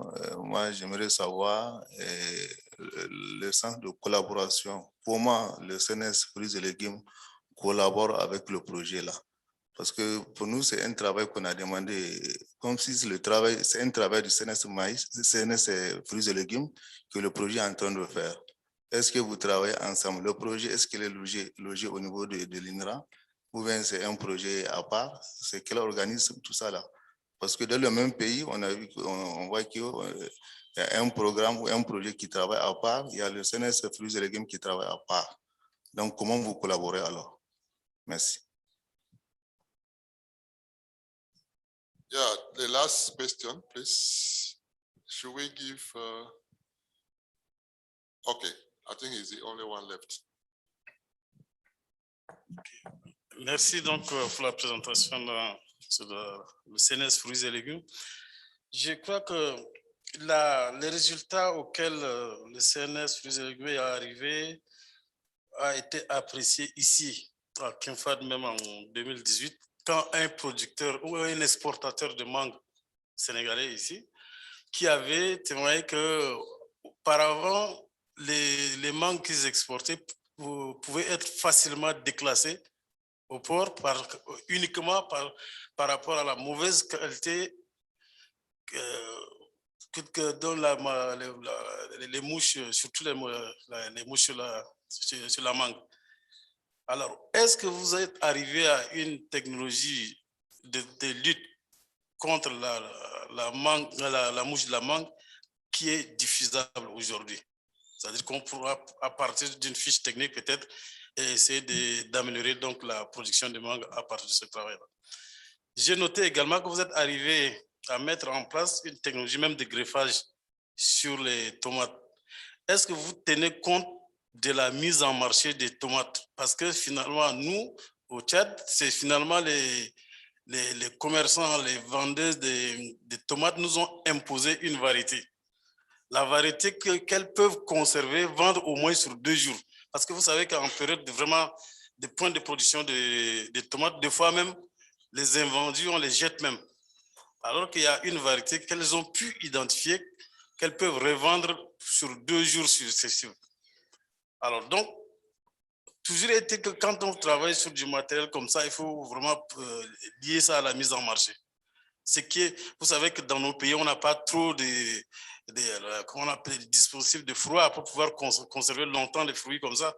Et donc, une variété qui peut se vendre au moins sur 48, 70 heures, je crois que ce serait mieux de développer ça. Surtout que vous êtes déjà à la technologie de greffage, c'est plus facile de faire des transferts là, à ce niveau-là. Merci. OK, merci. On écoute les réponses de ces questions et on procède pour notre présentation. Ok, voilà, merci à tout le monde pour ces observations et ces commentaires. Pour ce qui est des questions de compréhension, par exemple, le cas de collaboration du CNS avec les autres instituts, disons qu'à notre niveau, comme cela est mentionné dans la présentation, c'est pour répondre à des priorités nationales que le CNS et régionales que le CNS a été mis en place. À ce titre, ce qu'on fait, la collaboration actuelle, tout ce qui touche les fruits et légumes, c'est au nom du centre que nous le faisons. Donc, ici, le partenariat, généralement, c'est les chercheurs en collaboration par l'intermédiaire du CORAF ou de d'autres partenaires avec qui ils ont eu à collaborer, qu'ils essaient de prendre contact pour pouvoir voir dans quelle mesure, par exemple, le cas des variétés, parce qu'on a eu à introduire des variétés de manguier, par exemple, du Mali, à travers l'IE. Il y a aussi des variétés d'oignons qu'on a introduit à travers WATEF, mais tout cela, c'est des collaborations au nom du centre. C'est au nom du centre que ces collaborations-là ont été faites. Donc, bon, disons qu'il n'y a pas de remède miracle pour ce qui est de ces collaborations. Nous, on a fait en sorte que le centre prenne en compte tout ce qui touche les fruits et légumes, que ce soit au niveau national que régional. Donc, il n'y a pas un programme à part au niveau national qui travaille sur les fruits et légumes au niveau de l'INERA. Et si le volet World Veg, on a évoqué cela, la mouche de fruits, effectivement, c'est un projet, c'est un fléau régional. Donc, à ce titre, le projet qui a été mis en œuvre, c'était justement de trouver des solutions pour pouvoir parer à ce problème-là. Et à ce titre, c'est les technologies dont je vous ai présenté, ça a été introduit. Je ne peux pas dire que ça a été mis au point, à l'exception de Timaï. Bon, la sanitation, ça, c'est ce qu'on appelle l'hygiène des vergers. Donc, c'est une pratique développée in situ. Donc, c'est une façon de ramasser les fruits qui tombent et on essaie de les faire un trou ou bien faire un normatorium pour pouvoir les mettre dedans, histoire de tuer les larves qui se développent pour après s'envoler. Donc, pour ce qui est de la mouche de fruits, je crois que bon, les solutions sont fort appréciables, mais à ce niveau, actuellement, ce qu'on est en train de faire, c'est la mise au point des biopesticides. Parce que, comme je le disais, comme le fléau était déjà là, on a cherché des solutions curatives. Mais on est en train de développer maintenant, et c'est ce que dans la présentation, je vous disais que avec le nouveau projet qui est là, on a essayé avec les avantages comparatifs de chaque pays pour pouvoir mettre au point des biopesticides avec des ressources locales et plus accessibles aux producteurs parce que ce qu'on a importé était relativement très élevé en termes de coûts. Donc, et par ailleurs, sur la tomate d'hivernage, justement, c'était pour répondre à la pénurie qu'on constate au niveau pendant la saison des pluies. C'est la raison pour laquelle ces variétés de tomates ont été mises au point et vulgarisées. Donc, elles sont disponibles. Et l'autre aspect que je n'ai pas pris en compte, c'est quoique c'est... bon, oui, ça c'est un travail qui doit se faire parce qu'il disait que ce serait intéressant de faire un travail dans ce sens et on va y travailler parce que c'est une continuité. Mais comme vous le savez, les problèmes de ressources font que souvent, ce n'est pas évident. Comme on n'a eu qu'une seule phase, le processus est en cours. On travaille toujours à améliorer. C'est des versions et actuellement, ce qu'on a pu mettre au point, c'est d'abord permettre au pays d'en disposer. Et par exemple, la tomate, il y a eu des conventions qui ont été signées avec d'autres structures justement pour l'expérimentation et la validation dans leur écosystème. Et après, on va faire un travail dans ce que vous avez posé, parce qu'il y a des assises qui doivent être faites pour pouvoir recueillir tous ces besoins-là. Voilà, comme vous le savez, quand c'est limité au niveau national, la priorité souvent c'est national, mais quand on va pouvoir s'inscrire dans la logique régionale, comme ce qui se fait sur la mousse de fruits, qui est une problématique, on regarde les avantages comparatifs en fonction des besoins de chaque pays et on fait le travail de façon collégiale pour pouvoir proposer des technologies répondant aux besoins de chacun de ces peuples. OK.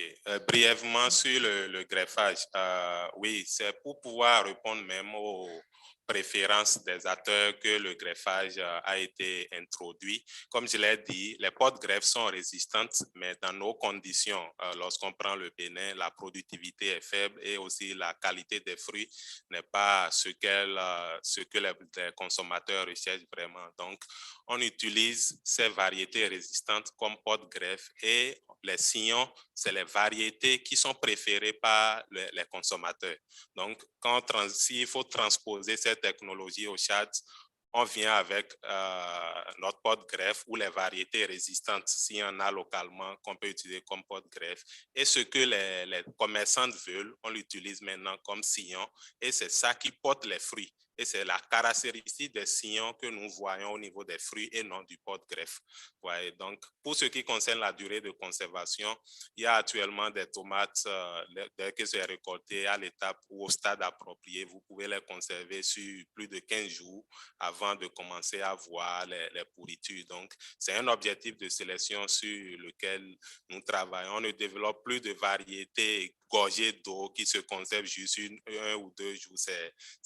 On a mis une croix sur ça. Donc, c'est un trait capital dans toutes les variétés sur lesquelles nous travaillons. Voilà. Et pour le projet CVEG, dont mon collègue a fait, car j'ai des prospectus, je vais en distribuer à ceux qui sont intéressés. Donc, je ne vais pas passer beaucoup de temps sur ça. Merci beaucoup. Merci. Vraiment, je suis très content. Même sa présentation, il nous a expliqué comment ils sont en train de progresser pour quitter d'un centre de spécialisation à un centre d'excellence. Il nous a démontré les étapes qui sont en train de mise en place pour arriver à ce stade qui peuvent collaborer avec les autres pays pour devenir un centre de référence. Vous voulez ajouter quelque chose, la mienne, parce que le temps est contre nous.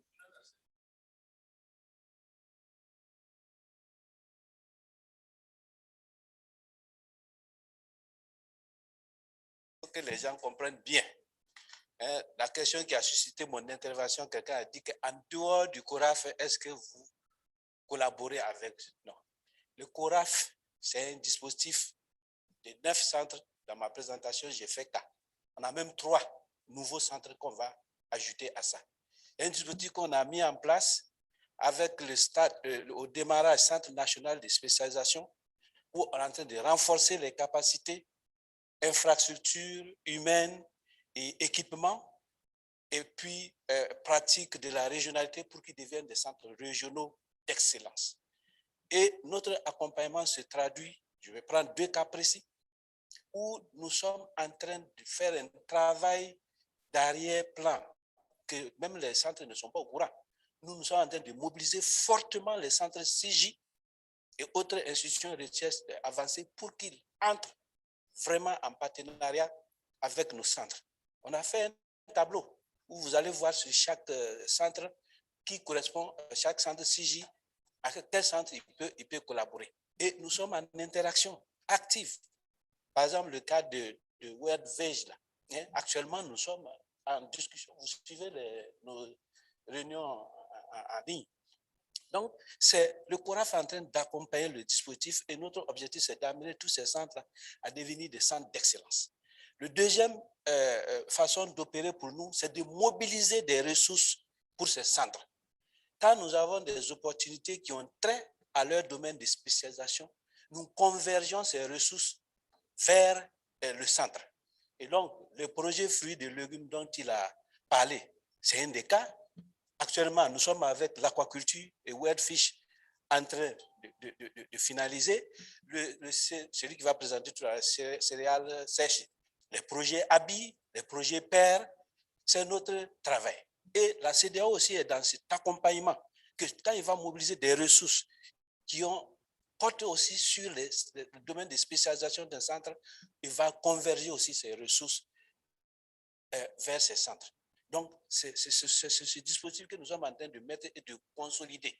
Donc, pour ceux qui sont des acteurs dedans, ils savent très bien déjà, mais nous avons nos partenaires de l'ITA avec ces partenaires qui sont là. Il faut bien qu'ils comprennent notre façon de fonctionner et y adhérer.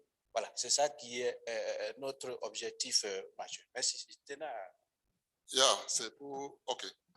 Merci beaucoup, Prof. Il y a trop de questions. There are so many questions coming up with the Center of Specialization, Center of Excellence. Is there any flyer outside there explaining the centers? Prof, la mienne. Are there flyers? Il y a les fiches dehors pour expliquer les centres là. Centre de spécialisation, centre d'excellence. Il y a beaucoup de questions qui sont tout de ça. S'il y avait un petit fiche technique ou quelque pour expliquer, on peut même partager. Il y en a, ça existe. Hein? Parce que les gens posent beaucoup de questions sur ça. OK, merci. We proceed with the next presentation. It's on Syria. We're going to have it online, please. Pardon? No, he is connecting online. He is connecting online, and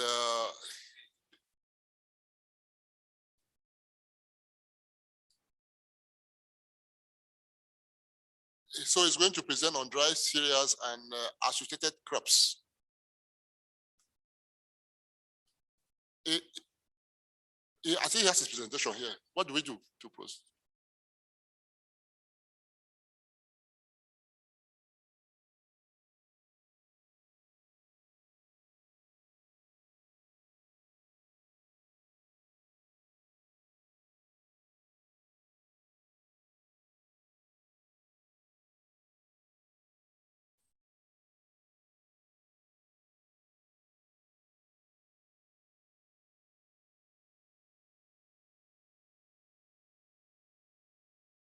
Is he connected?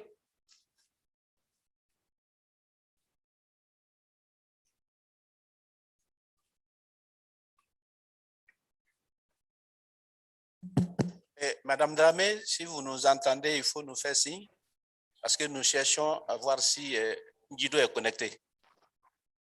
Bonjour, professeur Lamia. Je ne le vois pas dans la liste des participants parce que je suis connectée d'un autre endroit. Je peux essayer de l'appeler rapidement et je vous reviens dans une petite minute. OK, merci. Merci.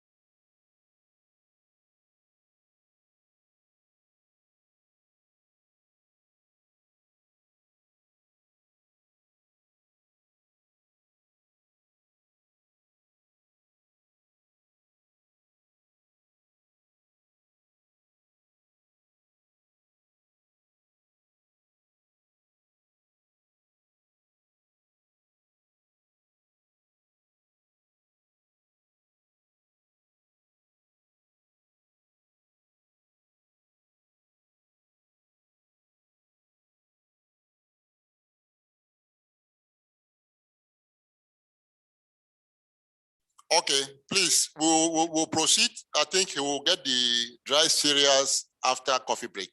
We're going to listen to the Center of Specialization on Livestock. It's based in Niger. So please, you have 20 minutes to present. Vous avez 20 minutes à présenter. Après les 20 minutes, il y a 10 minutes d'échange. Merci.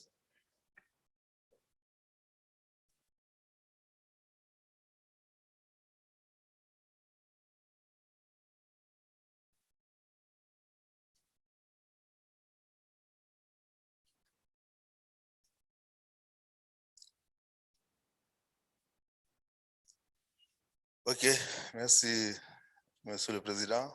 Bonjour l'assistance. Je vais vous présenter le CRS élevage, le Centre régional de spécialisation en élevage du Niger. Okay. Donc, au premier abord, je voudrais vous faire juste la genèse de CNS. Donc, au départ, donc, on a commencé avec 3 centres nationaux de spécialisation, à savoir le centre du Mali, du Ghana et du Sénégal. Donc, c'est à partir de 2008 plutôt. Et donc, en tout et pour tout, au niveau de la CEDEAO, nous avons 9 centres de spécialisation. Chaque pays a choisi une spécialisation là où il doit exceller, donc arriver au centre régional d'excellence. Donc, pour le Niger, nous avons opté pour l'élevage, compte tenu d'un certain nombre d'avantages comparatifs, parce que l'élevage au Niger, vraiment, ça rapporte beaucoup. Donc, à hauteur, par exemple, quand on prend la contribution au PIB agricole, c'est de l'ordre de 40%. Donc, nous exportons beaucoup du bétail et en matière aussi, comment on appelle ça, de la viande, il y a beaucoup d'exportation. Donc, on passe, ça c'est juste une genèse. Nous avons les 9 centres nationaux de spécialisation et présentement, je crois qu'on a 2 qui sont arrivés au centre régional d'excellence. Donc, pour le Niger, donc, nous sommes au 2e niveau parce que le premier niveau, c'est le centre national, c'est un centre national de spécialisation. 2e niveau, centre régional de spécialisation. Et le 3e niveau, centre régional d'excellence. Donc, le CORAF a émis des critères. Il y a 9 critères donc, auxquels on doit ouvrir pour passer vraiment à un niveau supérieur. Et donc, on continue. Next, please. Ça, c'est la mission. Il y a une partie qui ne vient pas. Donc, ça, c'est la mission principale. Le top, là, il ne voit pas. What's happening? OK. Donc, ici, c'est la mission.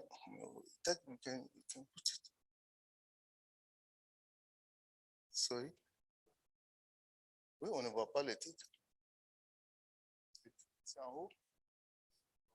Non.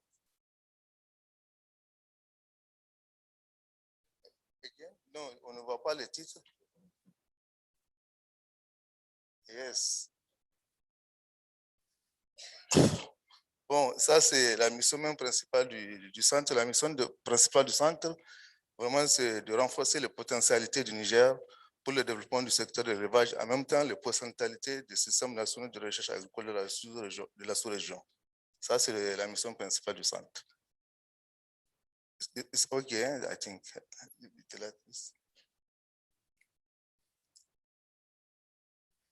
Nous venons maintenant au niveau des objectifs. Nous avons un objectif phare du centre qui est de contribuer par la recherche et le développement à l'amélioration de la productivité et la compétitivité du secteur de l'élevage au Niger, mais aussi en Afrique de l'Ouest. Il y a aussi donc le fait d'informer et de former les agents du secteur de l'élevage.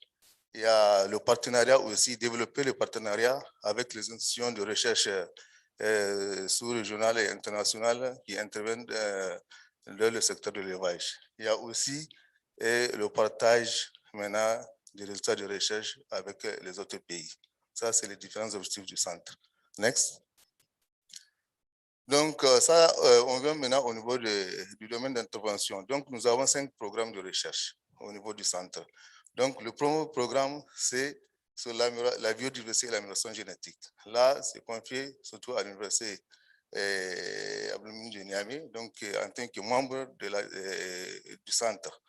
il y a la partie alimentation et nutrition animale, donc vraiment confiée à la recherche, à l'Institut national de la recherche agronomique, à travers maintenant le département de production animale, il y a la santé animale, en même temps les chercheurs de l'Institut national de la recherche agronomique et le Labocel, qui est aussi un membre du centre. Le Labocel, c'est le laboratoire central de l'élevage, là où nous produisons beaucoup de vaccins qu'on arrive vraiment à exploiter au niveau de la sous-région. Il y a la valorisation des produits de l'élevage, ça c'est à travers aussi le ministère de l'Agriculture et de l'Élevage et l'économie des filières et chaînes de valeur, toujours sur la collaboration avec le ministère de l'Agriculture et de l'Élevage du Niger. Donc, comme je le disais, au niveau du centre, nous avons 4 agences d'exécution, bon, plutôt membres du centre. Donc, à savoir l'Institut national de la recherche agronomique du Niger, à travers le département de production animale. Il y a l'université Abdoumouni de Niamey, à travers leur faculté d'agronomie et le département de production animale. Il y a le laboratoire central de l'élevage du Niger. Et puis, il y a le centre de multiplication du bétail qui est vraiment notre site d'expérimentation parce qu'au niveau du centre, il y a vraiment, c'est un centre qui a des ranchs. Donc, nous avons quand même pu, comment dirais-je, pour conserver nos différentes races animales au niveau du centre, là où il y a plusieurs centres ranchs qu'on a placés au niveau du Niger, là où nous conservons nos différentes races animales.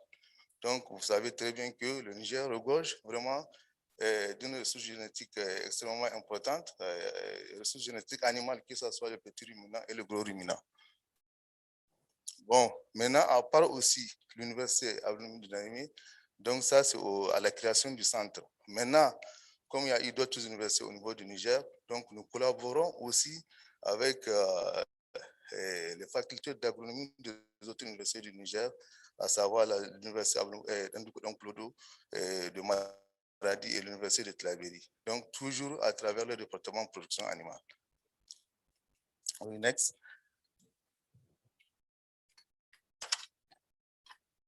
Bon, ça, c'est le passage que tout à l'heure, le modérateur est en train de parler.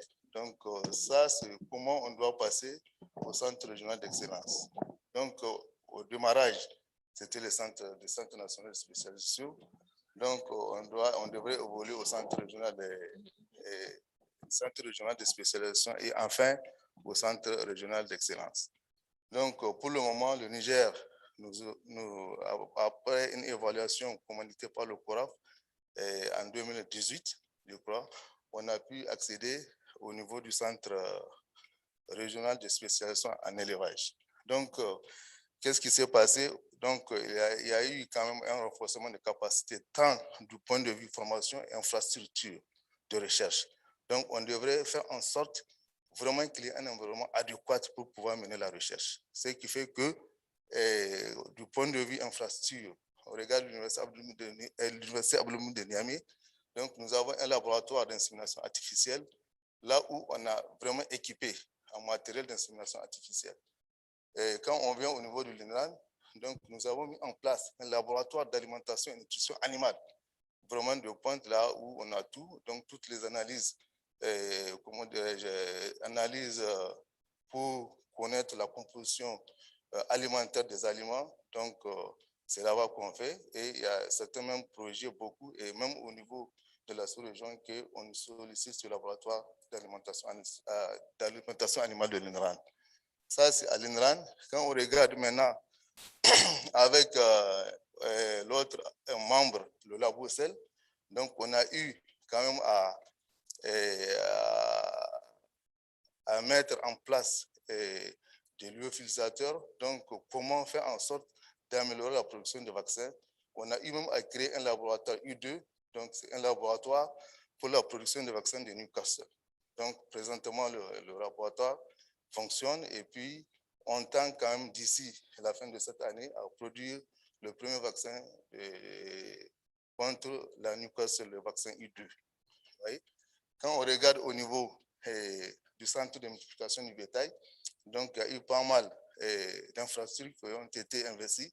De l'autre côté, on a eu même à repeupler le centre donc, par rapport à certaines espèces animales. Quand on regarde maintenant, ça c'est du point de vue infrastructure de recherche. Et du point de vue formation aussi, au niveau de toutes ces agences d'exécution ou membres du CRSL, on a fait en sorte vraiment d'octroyer des bourses de formation, là où présentement, nous avons eu à former 19 PhD, on va voir ça plus tard, et puis 37 masters de recherche. Et après aussi, il y a des formations continues qu'on a eu à octroyer, et par rapport à ça, nous avons à peu près 33 agents formés. Bon, ça c'est... on continue maintenant, je reviens au niveau de, comment dirais-je, du partenariat. Parce que le partenariat aussi, c'est un facteur très important pour pouvoir évoluer au centre régional d'excellence. Donc, quand on regarde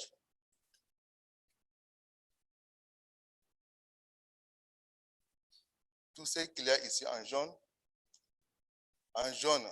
ça c'est la partie nationale. Nous avons le centre ici, nous avons les membres que j'avais cité tout à l'heure, les membres du centre. Ici, il y a une collaboration ici avec la tutelle. Je ne vais pas parler de la tutelle. La tutelle, c'est l'Institut national de la recherche agronomique du Niger. Ici, c'est qui est ici. Donc, quand vous regardez la collaboration, ici, c'est avec les facultés d'agronomie des universités publiques du Niger. Il y a aussi le semestre qui est là.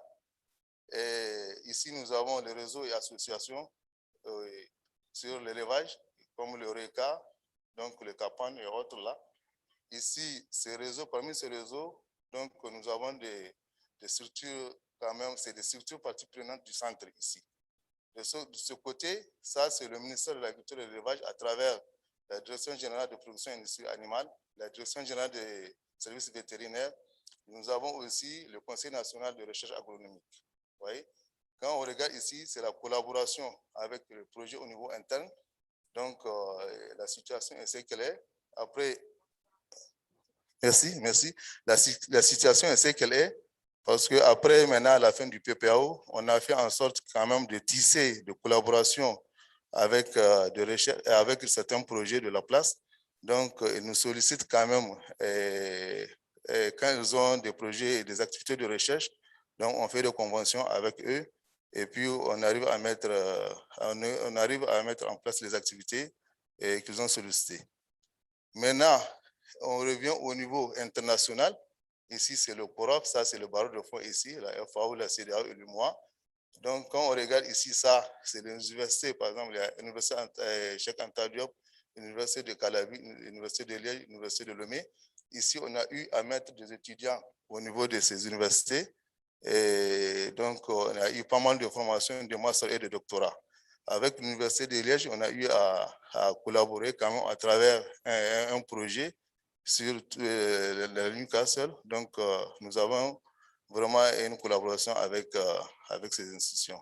D'autre part, ici, quand on regarde comme l'IRI, donc au niveau international, il y a l'IRI, il y a UAVIRA, et il y a ici de ce côté le CIRDES, ça c'est le SNRA au niveau sous-régional. Il y a le CIRDES, il y a ITC Walik, l'INERA, l'INERA du Burkina Faso, il y a LCV Mali. Donc, quand vous regardez ces structures-là, on a dit c'est au niveau international, ici aussi au niveau national. Au niveau de ces structures, il y a un conseil scientifique et technique qu'on a eu à mettre en place. On a fait en sorte que le système national de recherche agronomique, non seulement au niveau national, mais au niveau de la sous-région, comme l'INERA, donc l'INERA fait partie du conseil scientifique et technique. Nous avons ITC Walik aussi, c'est vraiment un membre du conseil scientifique et technique. De ce côté aussi, le CIRDES, oui, nous avons le CIRDES, le Centre international de recherche sur l'élevage dans les zones humides, qui est aussi un membre du conseil scientifique.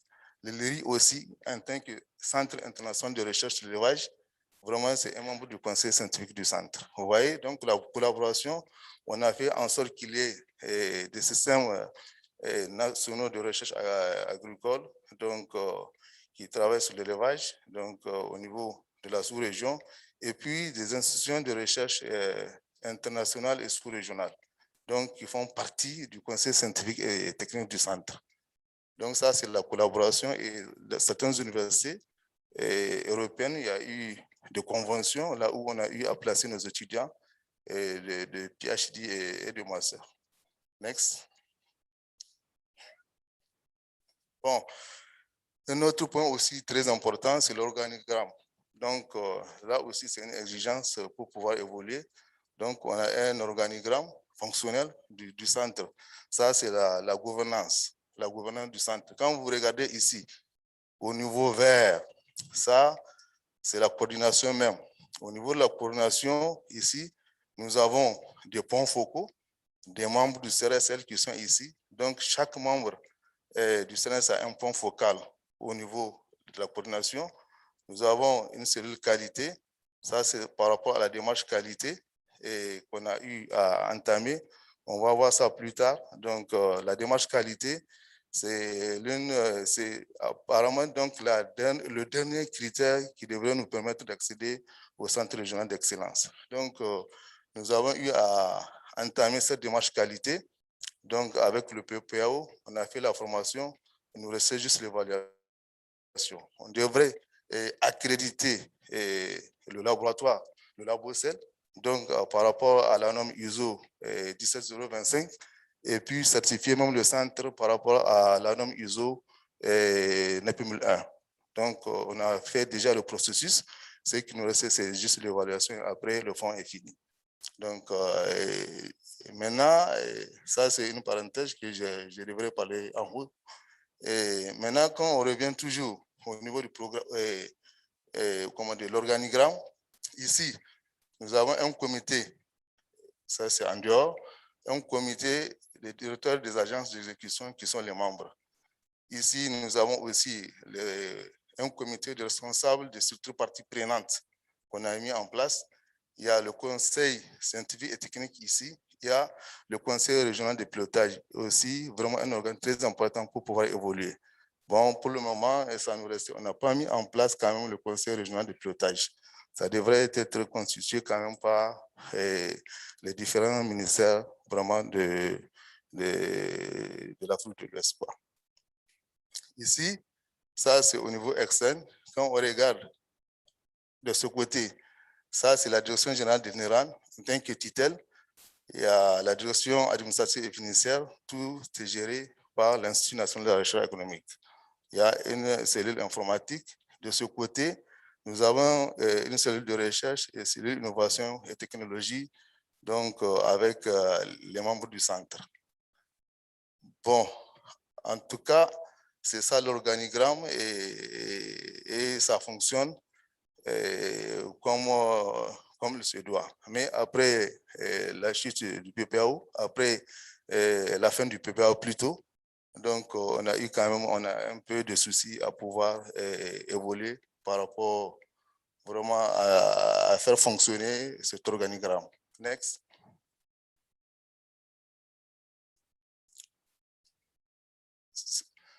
Bon, ça c'est le produit du centre. Donc, comme produit du centre, nous avons des matériels génétiques adaptés au système de production animale de la sous-région, au Niger et de la sous-région. On a un système d'alimentation animale innovant mis en place. Il y a les maladies animales majeures qui sont contrôlées avec la production de vaccins et autres. Il y a des technologies dans le domaine de l'élevage mises au point et développées. Il y a le résultat de recherche en élevage publié. Et un point important aussi, c'est un plan stratégique du centre qu'on a eu à mettre, à élaborer. Donc, nous avons aujourd'hui un plan stratégique 2020-2030. Donc, nous savons maintenant là où aller au cas où on aura même des financements et autres. Là.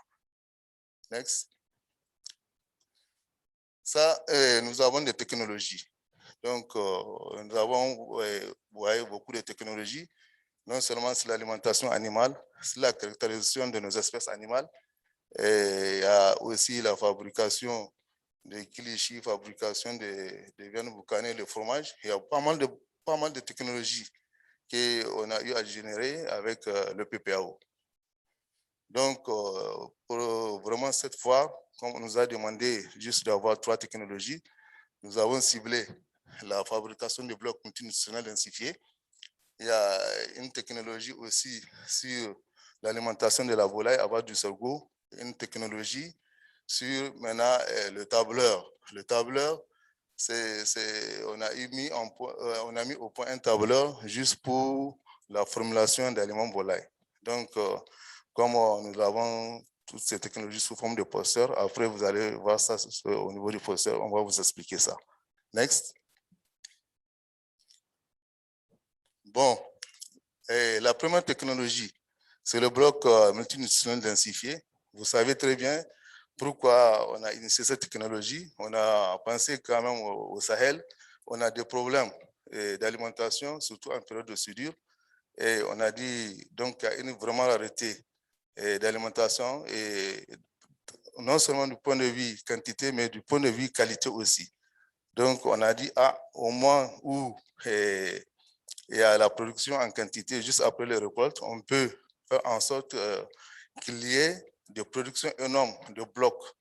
Et quand on arrive à produire le bloc, on aura des produits quand même très riches et qui sont moins encombrants, qu'on peut vraiment amener dans les autres zones du pays, surtout le nord, là où tellement on a des problèmes. Et qu'est-ce qui se passe? On a vu que les paysans, ou même, qu'est-ce qu'ils font? On arrive, ils essaient de transporter des fans comme ça en vrac, et c'est très encombrant pour pouvoir amener 2 camions, ce qu'on met, c'est pas grand-chose, mais s'il s'agit du bloc, facilement on peut faire la circulation et on peut transporter beaucoup de tonnage. Donc, le bloc multinutritionnel, donc l'unité, c'est à peu près 1 kg donc de matière sèche. On peut mettre jusqu'à 25 blocs dans un sac, on peut facilement transporter et on peut les utiliser vraiment au moment défavorable. Donc, quand on sait que les animaux sont généralement dans un état cachectique et en peu de soudure, on disait qu'au moins on peut maintenir l'entretien. Si on n'arrive pas à aller vers la production, on peut maintenir l'entretien avec ce que les paysans peuvent donner. Mais si quand même les paysans ou bien le producteur arrive à faire ça beaucoup, même en période de soudure, on peut aller vers la production. Donc, comme livrable par rapport à cette technologie, c'est une question de sécurité alimentaire et nutritionnelle. Il y a la création des unités artisanales de fabrication des aliments pour le bétail. Il y a la création des activités génératives de revenus pour les couches vulnérables, les femmes et surtout les jeunes. La création des unités en zone périurbaine et rurale et du Niger. Donc, présentement, il y a une unité de production de blocs. Vraiment, c'est une unité qui arrive même vraiment à vendre comme il le faut, sous forme de sacs. Et vraiment, cette unité est connue, donc il y a des passages même au niveau des télévisions et autres là, et au niveau international. Donc, par rapport maintenant à la modalité, et aux modalités plutôt opérationnelles, c'est pas facile. Donc, il faudrait que quand même les gens acquièrent le bois, parce que c'est quelque chose qui est un peu cher. Et il y a d'autres qui sont autour de 350 000 et d'autres maintenant très sophistiqués qui sont autour de 1 million. Et à part ça aussi, on a dit que c'est important quand même à ce que les jeunes aient accès au crédit, donc ils doivent aller vers les banques. Donc sans les broyeurs, on ne peut pas vraiment, comment dirais-je, avoir accès à cette technologie. Next. OK, sorry. Preuve de réussite. Donc, la création des entreprises semi-industrielles et artisanales opérationnel de fabrication des aliments du bétail avec usage de formules alimentaires générées par la technologie. Il y a la diffusion au niveau de 7 régions. Donc, cette technologie est aussi vraiment aujourd'hui connue au niveau de 7 pays que vous voyez ici.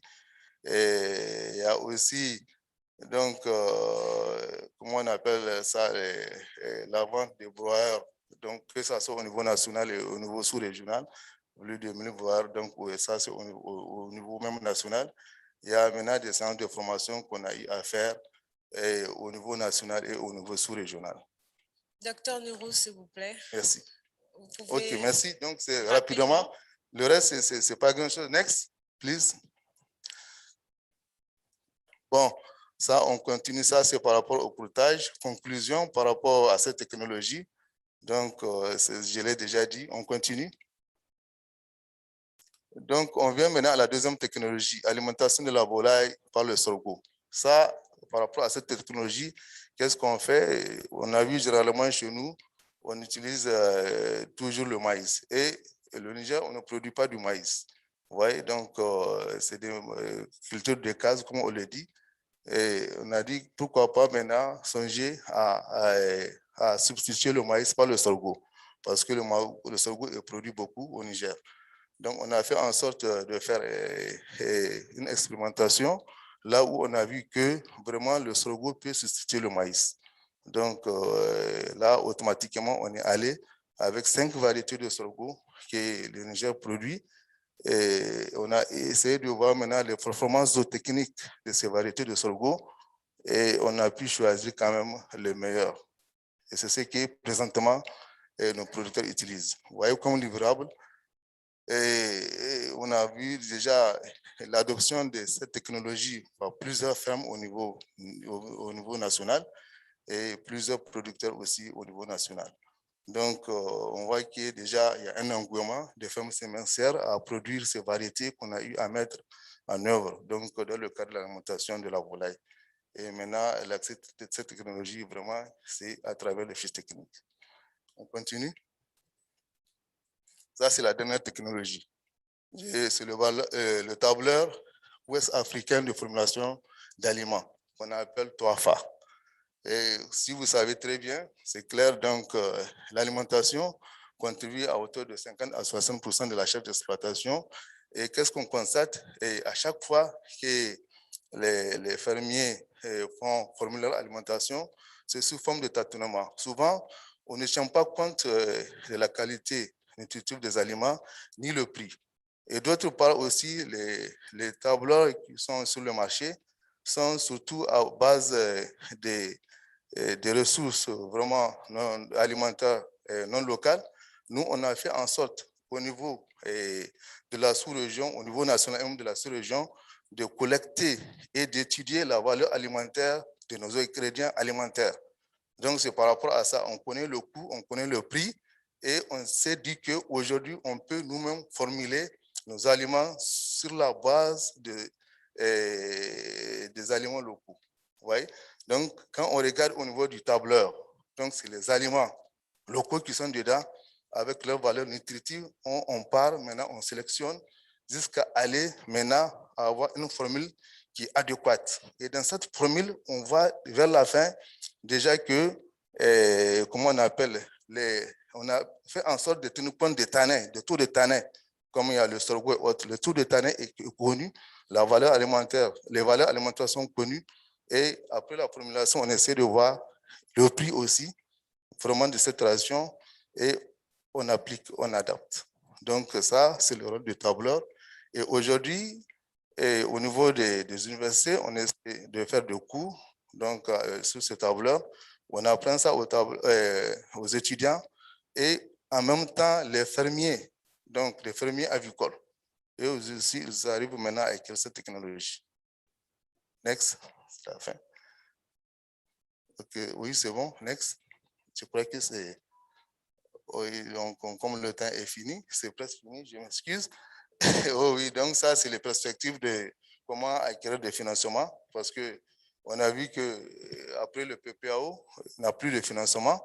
Donc ça, c'est des perspectives pour pouvoir générer vraiment des ressources pour pouvoir fonctionner.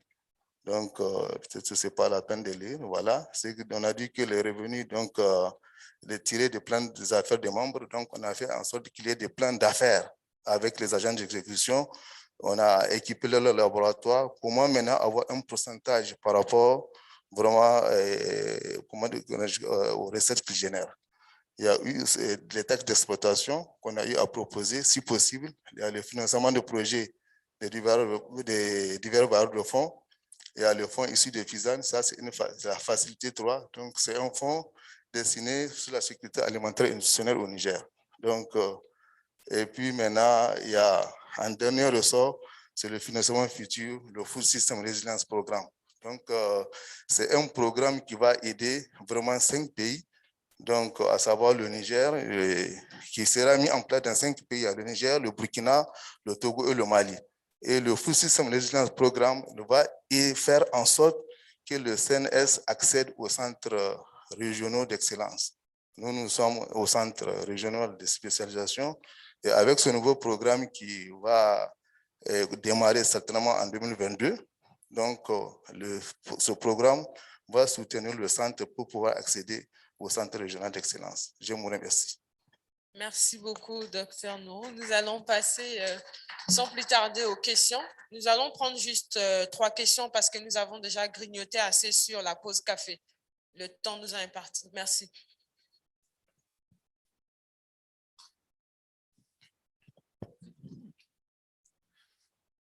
C'est Timbilfou Kendribero du CNF Estelle de Burkina. Je voulais féliciter le présentateur de ce document-là et demander voir quelle est la disponibilité du tableur pour les autres pays.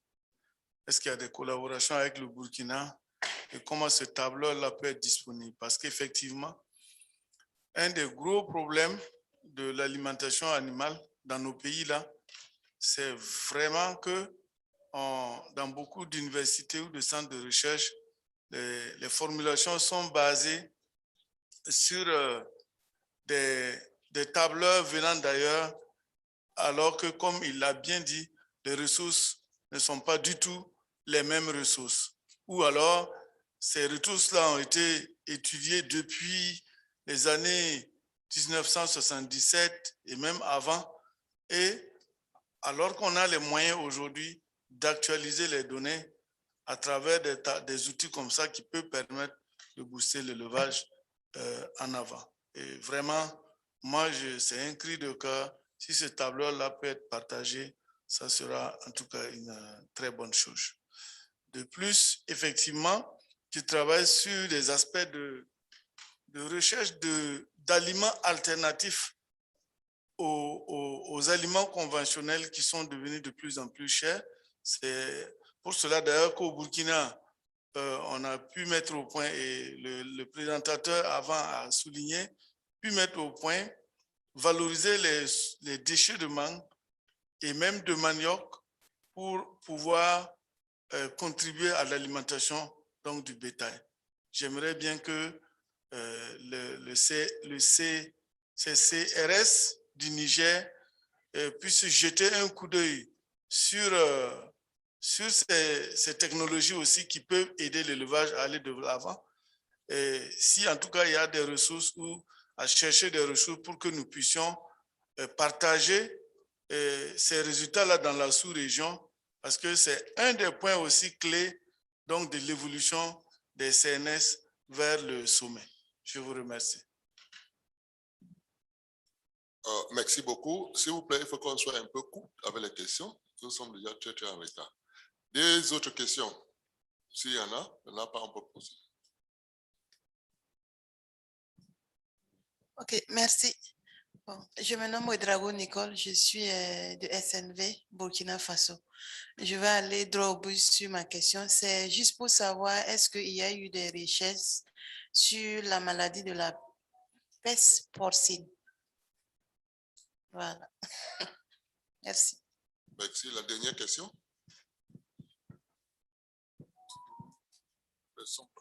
Oui.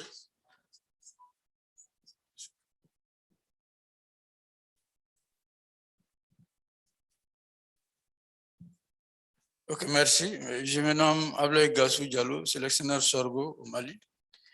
J'ai des petites questions. Ma première question, c'est par rapport, je remercie d'abord le présentateur pour cette brillante présentation. J'aimerais savoir, parce qu'il a fait allusion à l'alimentation du bétail en utilisant le sorgho. Est-ce qu'il utilise les tiges de sorgho? Parce que ce que j'ai vu, c'est surtout les graines de sorgho. Est-ce qu'il utilise aussi les feuilles du sorgho pour l'alimentation des bétails? Avec double usage.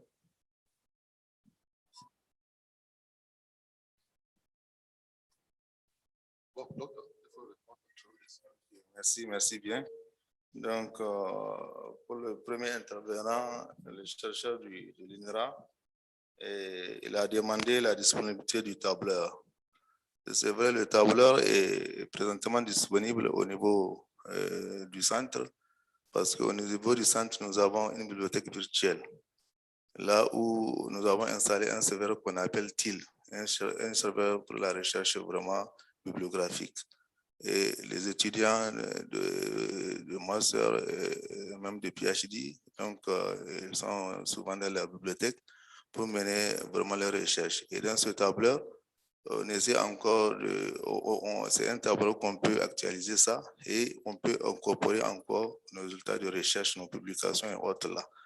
Donc pour le moment, c'est disponible à notre niveau. Donc on cherche quand même à mettre ça, peut-être à élargir, donc à mettre ça au niveau du site web même, quoi. Bon, pour le moment, on est en train encore d'affiner ça et puis et peut-être dans une première position, on va essayer de mettre ça au niveau du site MITA, donc au niveau du site CORAF, et si tout va bien. Donc la disponibilité, donc présentement avec nous, on peut l'avoir. Et plus tard, maintenant, au niveau du site MITA, vous pouvez vraiment avoir ce serveur, et comment dirais-je, que ce tableau-là. Maintenant, par rapport à la deuxième question, c'est Madame Nicole, SNV Burkina.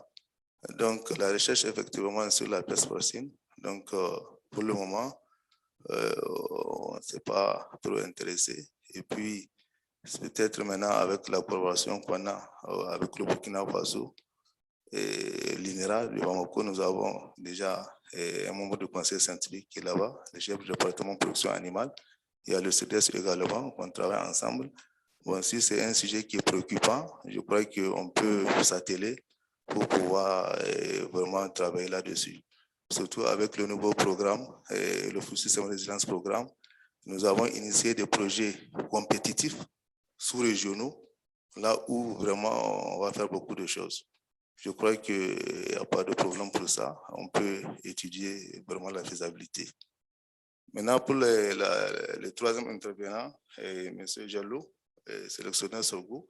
Effectivement, on a parlé du sorgho ici, les graines de sorgho, ça c'est dans le cadre de l'alimentation animale, et l'alimentation de la volaille. Ça, on utilise les graines de sorgho, mais par rapport aux tiges, effectivement, ça, les tiges de sorgho vraiment ont une valeur alimentaire supérieure à celle des tiges de mil. Donc, c'est quelque chose qu'on incorpore dans l'alimentation du bétail. Et surtout, même avec la technologie des blocs multinutritionnels densifiés, on broie ça et puis on mélange avec les autres ingrédients pour pouvoir formuler des rations. Effectivement, même au niveau du Niger, nous avons des sélectionneurs sorgho, là où ils ont quand même eu à mettre en place des variétés de sorgho à double usage, et on est en train d'utiliser effectivement. Donc là, aucun problème, pas de doute. Quand on a fait même des études de la valeur alimentaire, l'étude de sorgho, donc vraiment ça promet beaucoup. Et puis il n'y a aucun problème. Et même l'histoire des composés secondaires, les tanins, tout ça là, c'est tolérable. Donc on a fait vraiment une étude très détaillée par rapport à ça. Et il n'y a aucun problème. Ça ne peut pas quand même comment dirais-je, avoir un effet néfaste sur l'alimentation animale. Et donc, on l'utilise effectivement à 100%. Merci. Merci beaucoup, Dr Nourou. Merci à tous pour les présentations. Merci à professeur Emmanuel Otto. Merci à Mathieu et à Bourema sur la présentation des fruits et légumes. Merci, Dr Nourou, pour la présentation sur l'élevage et merci pour les fructueux échanges. Nous allons poursuivre tout à l'heure, donc nous allons prendre une pause café. On va dire 15 minutes parce qu'on est très en retard. Il est 11h22. On va à 40. On revient dans la salle pour poursuivre et nous allons au retour, nous allons commencer avec la présentation de Dr James Aposhi sur l'aquaculture au Nigeria. D'accord. OK. Donc, bonne pause café à tous et à tout à l'heure.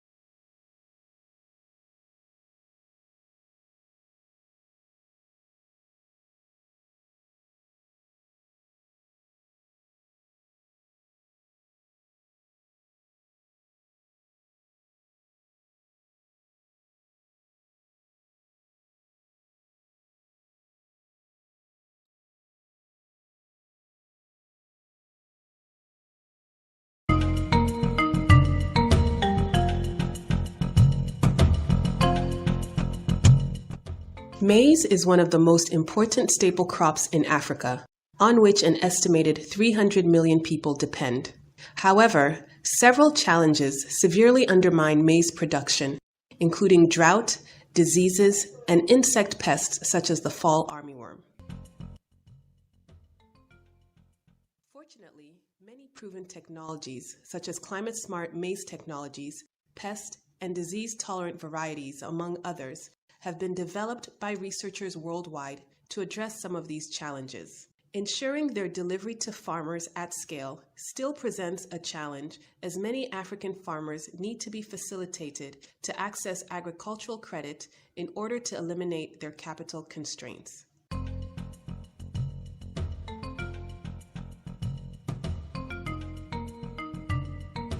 To address these challenges, the African Development Bank in 2018 launched Technologies for African Agricultural Transformation TAAT program.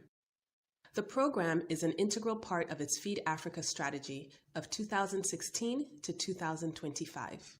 TAAT's overall objective is to harness high-impact, proven agricultural technologies to raise agricultural productivity in Africa, mitigate risks, and promote diversification and processing in 18 agricultural value chains within 8 priority intervention areas.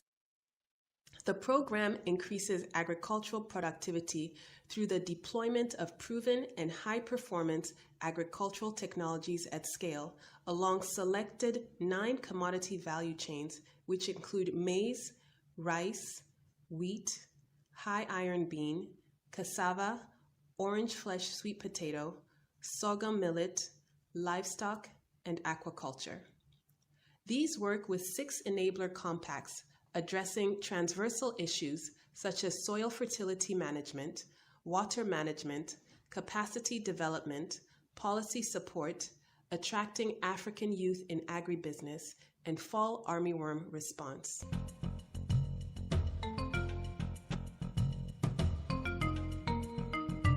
Led by African Agricultural Technology Foundation, AATF, the TAAT Maize Compact set in motion the machinery to disseminate climate-smart maize technologies, such as the elite water-efficient Maize for Africa, WEMA varieties, across 16 target countries in Africa. Other technologies deployed at scale include appropriate fertilizer blends, optimal maize planting density, efficient pest and weed management, post-harvest management, supportive marketing, mechanization, and good agricultural practices. To meet its target of 2 million beneficiaries, the Compact established partnerships with all key stakeholders, including governments, private sector, research institutes, commercial seed companies, farmer groups, commodity associations, and National Agricultural Research Systems, NARS. With smallholder farmers constituting a huge chunk of primary beneficiaries of maize technology transfer efforts, the TAAT Maize Compact focalized on involving women and youths in the maize value chain, aiming at increasing their participation by 20% and 10% respectively. In partnership with 28 seed companies, 4 in Kenya, 4 in Uganda, 6 in Tanzania, 8 in Zambia, and 6 in Zimbabwe, the Maize Compact has so far facilitated the establishment of 4,256 demonstration plots, conducted 757 field days, distributed 84,321 free small pack seeds to boost the scale-up of over 17,340 tons of climate-smart maize seeds produced in partnership with the seed companies.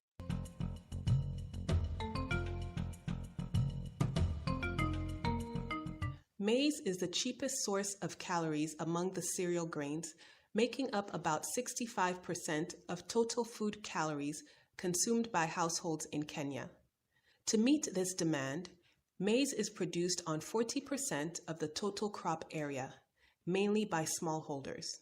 However, over the past decade, the average production has been well below 40 million bags, with the exception of 2012, 2013, 2015, and 2018. 2018 saw the highest production of 46 million bags. Maize continues to be the most important staple food in Kenya as demand is growing, driven by population growth.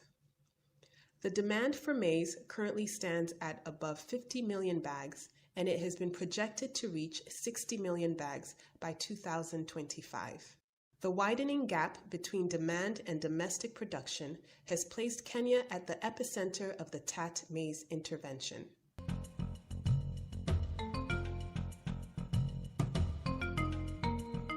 With concurrent visits to multiple locations along the Western Kenya corridor, namely Nakuru, Vihiga, Kisumu, and Kakamega counties, the TAAT Monitoring, Evaluation, and Learning Team narrowed its focus to key value chain actors such as seed companies, millers, and farmer groups who were strategically selected to rapidly fast-track scaling up of TAAT maize technologies through demo establishments, farmer field schools, processing of maize grain to sifted flour ready for marketing and consumption.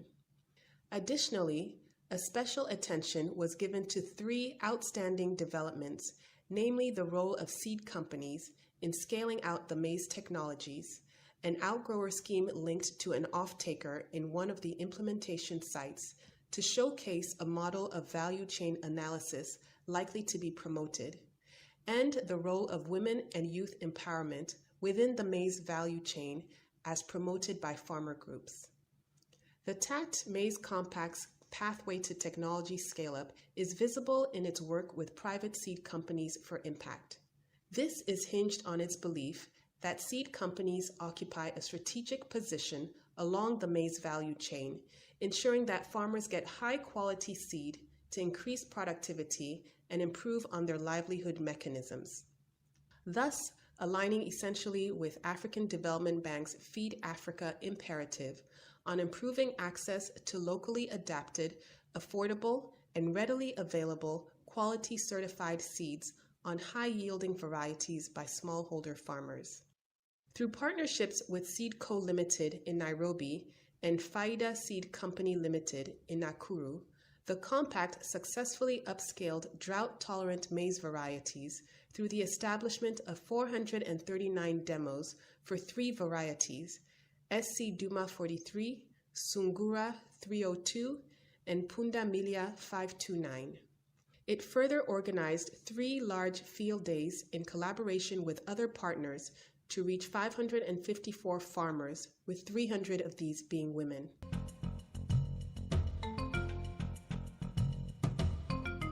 The TAAT Maize Compact equally held 973 small field days to demonstrate demo plot by creating awareness on the performance of the climate-smart varieties. 15 radio episodes and 2 roadshows were organized along this line.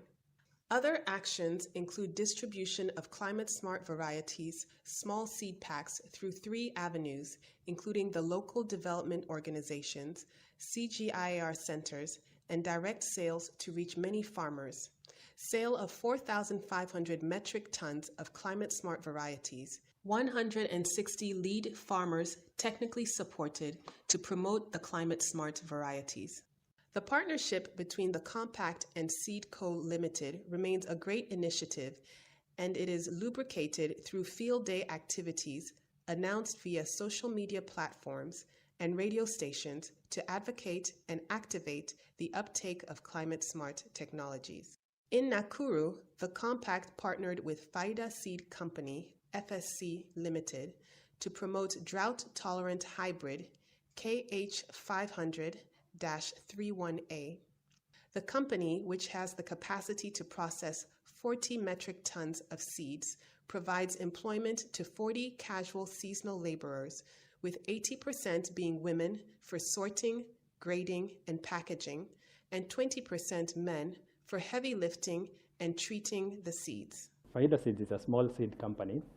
We are based in Nakuru, Kenya. We mainly deal in maize seed. And we have a climate smart variety, which is a KH531A. This is a variety that is bred by the CALRO, the national breeding station in Kenya. It's CALRO, and it's a climate smart variety. It's a medium altitude variety, which takes about 120 days to maturity. Through this partnership, the compact established 30 demo plots in the long rainy seasons, 2 large field days organized in Njoro and Nyahururu, 19 demo plots established in the short rainy season, and 25,000 small packs of KH500-31A distributed to 10,000 farmers. The partnership with FIDA Seed Company is another model of public-private partnership with the leading role played by Kenya Agricultural and Livestock Research Organization, CALRO, in facilitating the mapping of all drought-tolerant, disease-resistant, and high-yielding varieties across the country, as well as licensing the most promising varieties and accompanying technology. We have been involved in TAAT in the promotion of this variety. This is the 3rd season that we are doing the promotion. We are going about it through demonstration, establishment of demonstration plots in areas where the variety can do well. The reason why we are going through the demonstration route is because farmers usually want to see the variety growing in the field before they adopt the variety. The TAAT Maize Compact also brought to light a value chain model linked to farmer groups. The compact promoted this model for scaling up technologies in Nakuru County through its partnership with the Food Chain Miller Limited. The milling company provided a mechanism for farmers to link their produce to the readily available market. The miller received and distributed 2 tons of WE1101 seed, which is also called Drought Tego, to selected 15 farmers for demonstration. The results showed that Drought Tego is 25% more productive than other varieties, especially in mid-altitude areas. Over a short time frame, the partnership generated positive results and incentivized farmers for engagement as farmers producing volumes of Drought Tego are provided with a transport subsidy in order to get their produce to the miller, thereby removing a huge financial burden, often hindering farmers.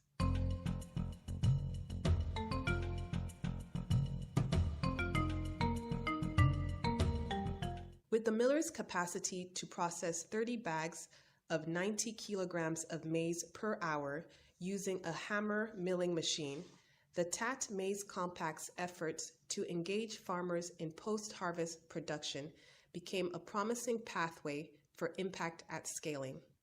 Through this partnership, the miller also provided robust capacity building support to farmers regarding post-harvest handling techniques to be able to meet the requirements of the miller. This knowledge sharing between private and public entities has helped to reduce post-harvest losses previously encountered by farmers and created incentives for better farming. The TAAT Maize Compact is already moving swiftly with the scaling up of this model in other target countries.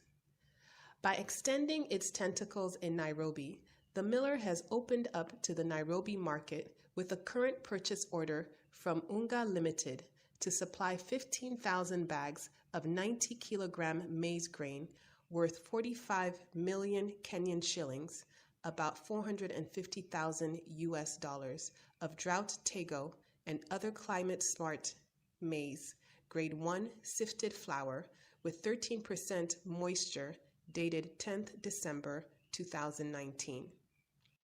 The feedback that we have got from farmers whom we identified for the new variety, that's the W1101, one, they are saying that it is good in Kobe.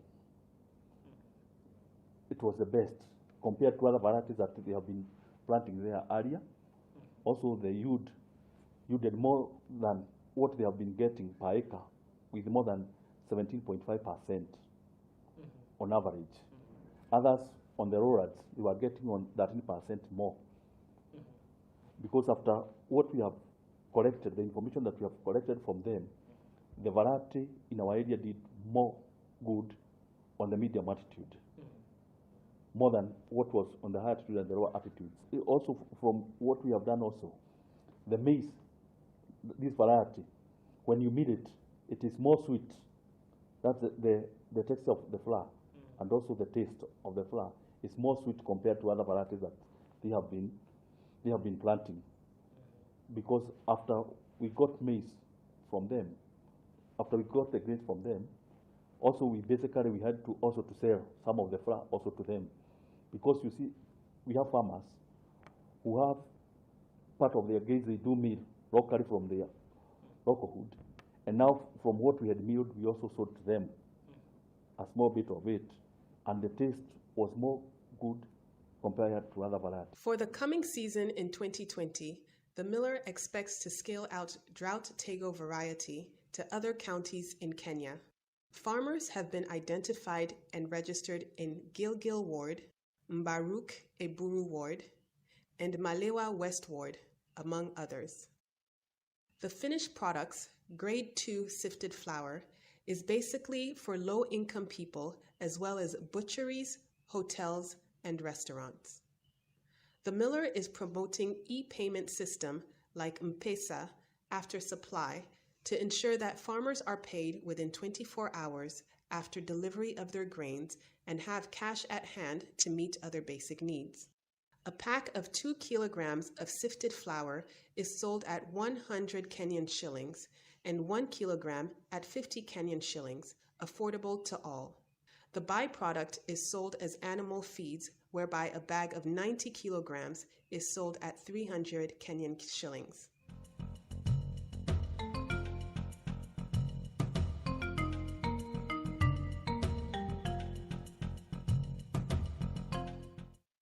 With the objective of driving community empowerment, TAAT Maize Compact also collaborated with Rural Outreach Program, ROP, with a view to strengthening existing partnerships and scale out climate-smart and water-efficient varieties. Within 3 years, we reached 35,000 farmers, and those are those who are reached with the technology, with the information, with what.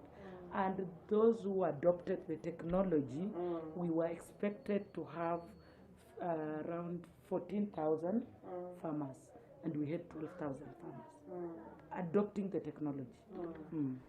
So with the strategy we use, we can reach as many thousands as we can. Through this collaboration with outreach actors, the compact worked with 523 groups in Vihiga and 830 groups in Kakamega, with a membership of approximately 20 members per group. During the 2018 short rainy season, ROP, with support from TAAT Maize Compact, established 20 demo plots for 8 varieties, including WE1101. Similar record was achieved during the 2019 long rainy season, with 20 demo plots established and massive field days organized with the participation of 7,117 farmers from different counties in Kenya. The 2019 short rainy season equally witnessed the establishment of 20 demo plots and 3 field days organized with 909 participants, among which 585 were women and 324 men. We don't work in isolation. We make sure we involve the government of the day, especially now we have county government. Minister of Agriculture was devolved. We involve them. We also work with other stakeholders, like other organizations or NGOs around, especially during field day. We want a field day that is all inclusive. We don't leave out national government because we use even chiefs barasas, especially for sensitization on what is coming. And also when we Nous allons poursuivre. Nous allons poursuivre avec la présentation du Dr Khan. du CERAS qui va nous parler des céréales sèches et des cultures associées. Est-ce que le docteur Khan est déjà en ligne? In the maize value chain is not lost on the TAAT Maize Compact. It Oui, engaged je the suis en ligne. Western Kenya farmers Bonjour, docteur. led by Margaret, Bonjour à tous. a lead in Kakamega County, Butere Sub-County, to take technologies to scale among women and youth using the value chain model. The network engaged its members, including 200 farmers comprising En women attendant and que le youth docteur who Khan take over Je suis en ligne. Oui, on demande si vous voulez, Allons-y. vous voulez gérer votre présentation ou bien il faut qu'on gère à partir d'ici.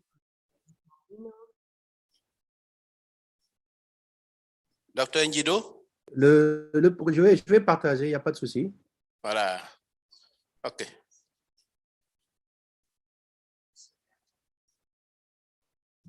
D'accord, donc docteur Khan, à vous la parole. Merci beaucoup. Bonjour à tous et à toutes. Je m'excuse tout d'abord de ne pas pouvoir être parmi vous. Et j'espère aussi que la connexion va être bonne pour permettre une bonne communication. Docteur Khan, on ne voit Donc, pas votre je présentation. remercie les organisateurs pour l'opportunité qui m'a été. Vous ne voyez pas. Ok, là c'est bon, on voit.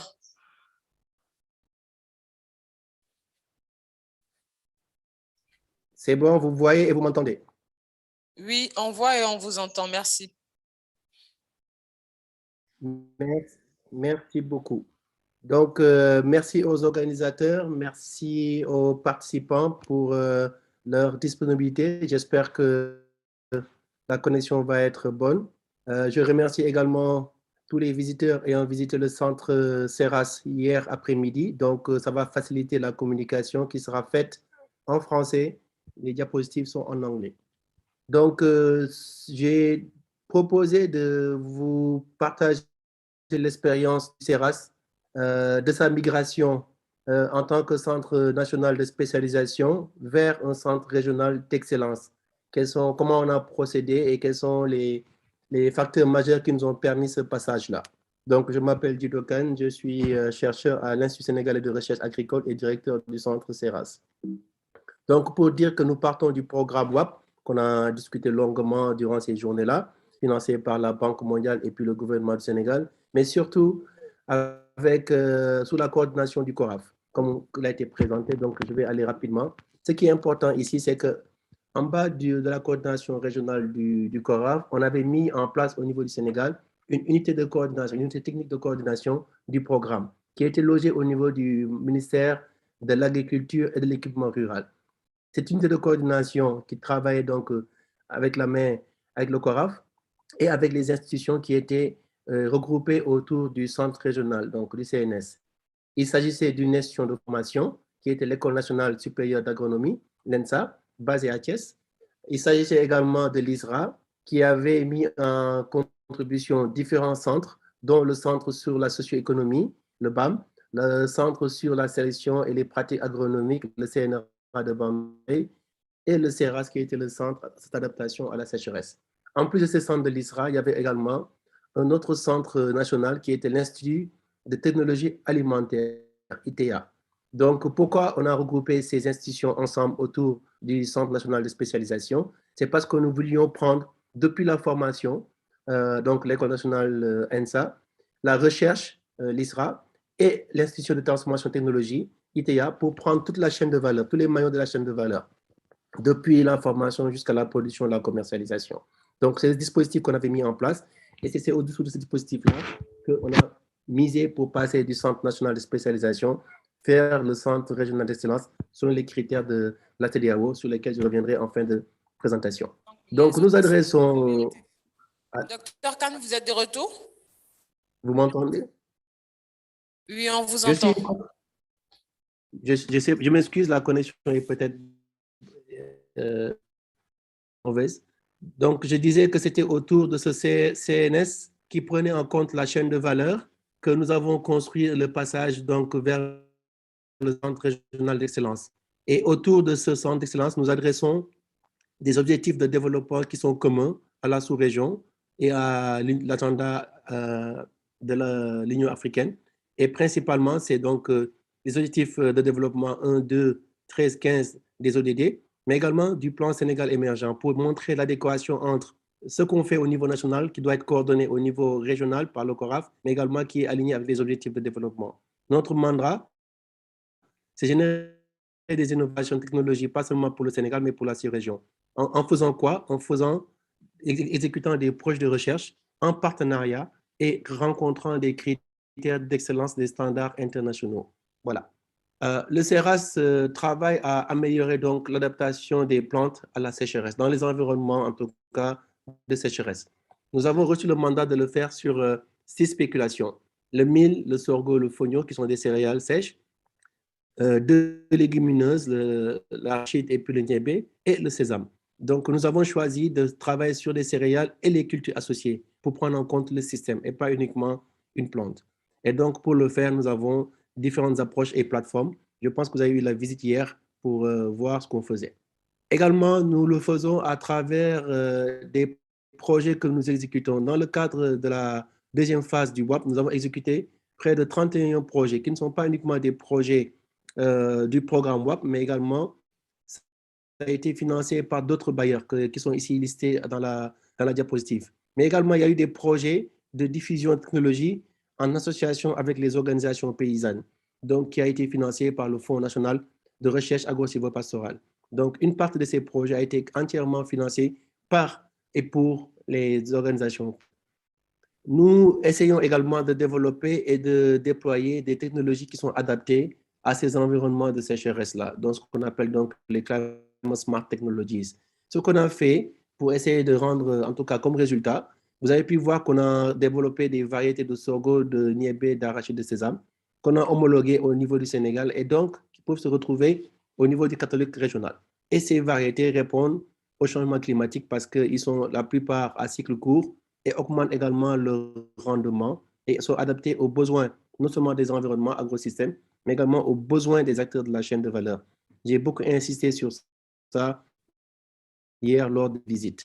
Il y a également des variétés de maïs, de mil et puis de sorgho pour lesquelles on a regardé leur aptitude technologique. Comme je disais tout à l'heure, il ne suffit pas de développer des variétés, mais à quoi servent ces variétés-là et comment ils peuvent être utilisés dans la commercialisation, la transformation.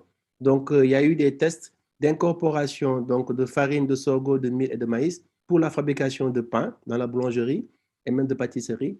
Et on est arrivé à incorporer jusqu'à 20-30% de la farine de ces variétés-là pour fabriquer donc la boulangerie. Et ça, c'était pour réduire la facture d'importation du blé dans nos régions.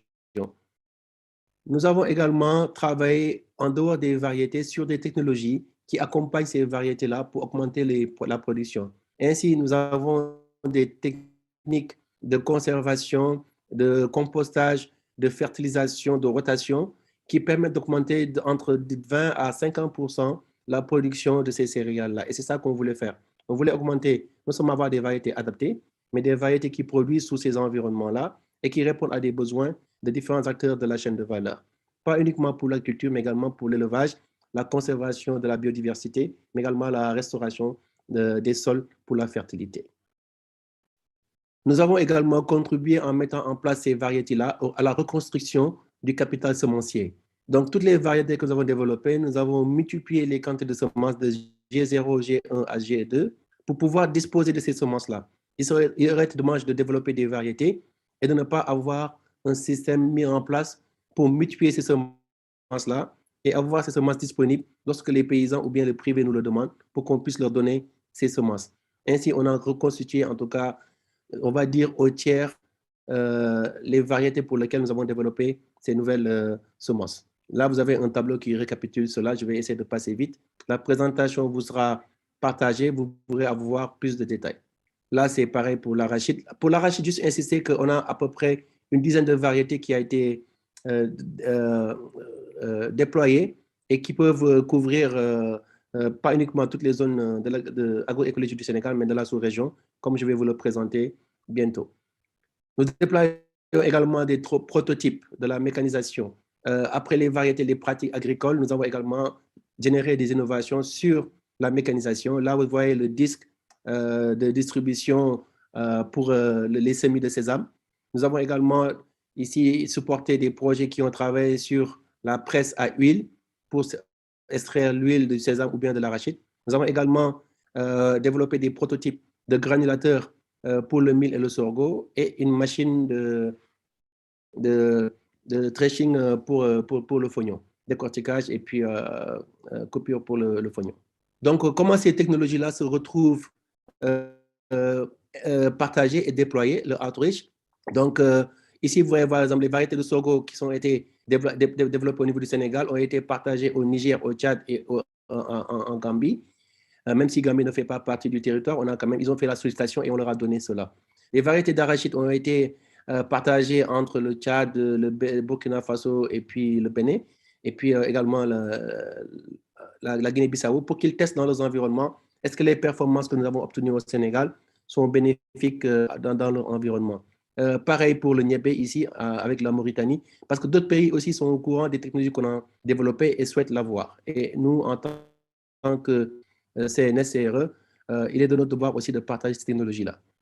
Ici, vous avez la farine de mil que je viens de décrire, partagée entre les pays jusqu'en Côte d'Ivoire. Nous recevons également des technologies. Cette figure montre vraiment toutes les échanges de technologies qui ont été faits entre le CNS CERAS et les autres CNS.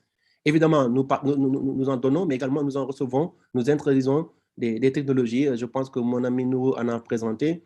Pour par exemple, la chèvre de Maradi et puis le cliché, ça a été introduit au CERAS et des femmes ont pu utiliser ces technologies-là au niveau du CERAS. Il y en a plein d'autres encore. La patate douce à chair orangée également a été introduite au niveau du Sénégal. Donc, en plus des projets de recherche, de formation, nous formons ce qu'on appelle la prochaine génération de scientifiques pour prendre en compte tous ces défis, ces complexes questions de recherche qui s'offrent à nous. Ainsi, à travers le programme WAP, nous avons formé, avec le WAP et avec un autre programme de coopération allemande, nous avons formé plus de 107 PhD et 135 masters, dont 43% de femmes. Et avec la coopération allemande également, nous avons pu augmenter ce niveau de formation, ce qui nous a permis d'atteindre les indicateurs facilement qui étaient soumis au niveau du WAP. Nous avons également des formations régionales dans des domaines de pointe comme la sélection assistée par marqueur, la physiologie, la modélisation. Donc, tout ça sont des formations qui sont offertes au niveau régional pour renforcer donc les NARS. Et nous avons contribué également à la mise en place de 2 masters, hein, dont un sur la technologie semencière et l'autre sur la protection des végétaux. Donc, nous recevons également beaucoup d'étudiants de la sous-région, comme le montre le tableau ici en bas, de toute la sous-région de l'Afrique de l'Ouest et du Centre. Voici quelques exemples de réussite de gens formés au niveau du CERAS et qui sont retournés dans leur pays occupant des postes de responsabilité. Certains se reconnaîtront et bien d'autres aussi vont reconnaître des amis, des collègues ici.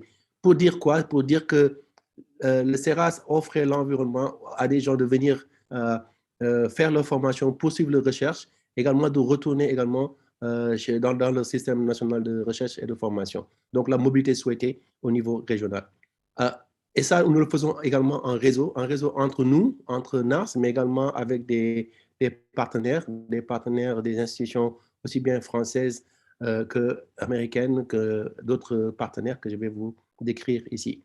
Je pense que certains sont très familiers avec le réseau Yavao, qui est un réseau ouest-africain pour la sélection, l'amélioration variétale. Nous avons également mis en place des laboratoires mixtes internationaux spécifiques pour l'amélioration de l'adaptation à la sécheresse. Et nous recevons également le support des autres universités, aussi bien nationales qu'internationales. Voilà.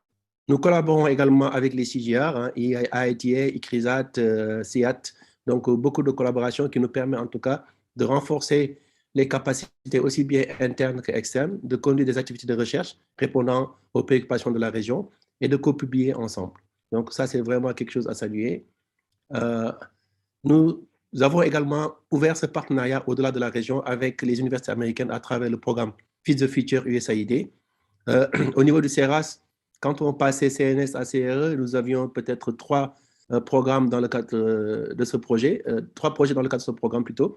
Et actuellement, on est à 7 Innovation Labs au niveau du centre CERAS.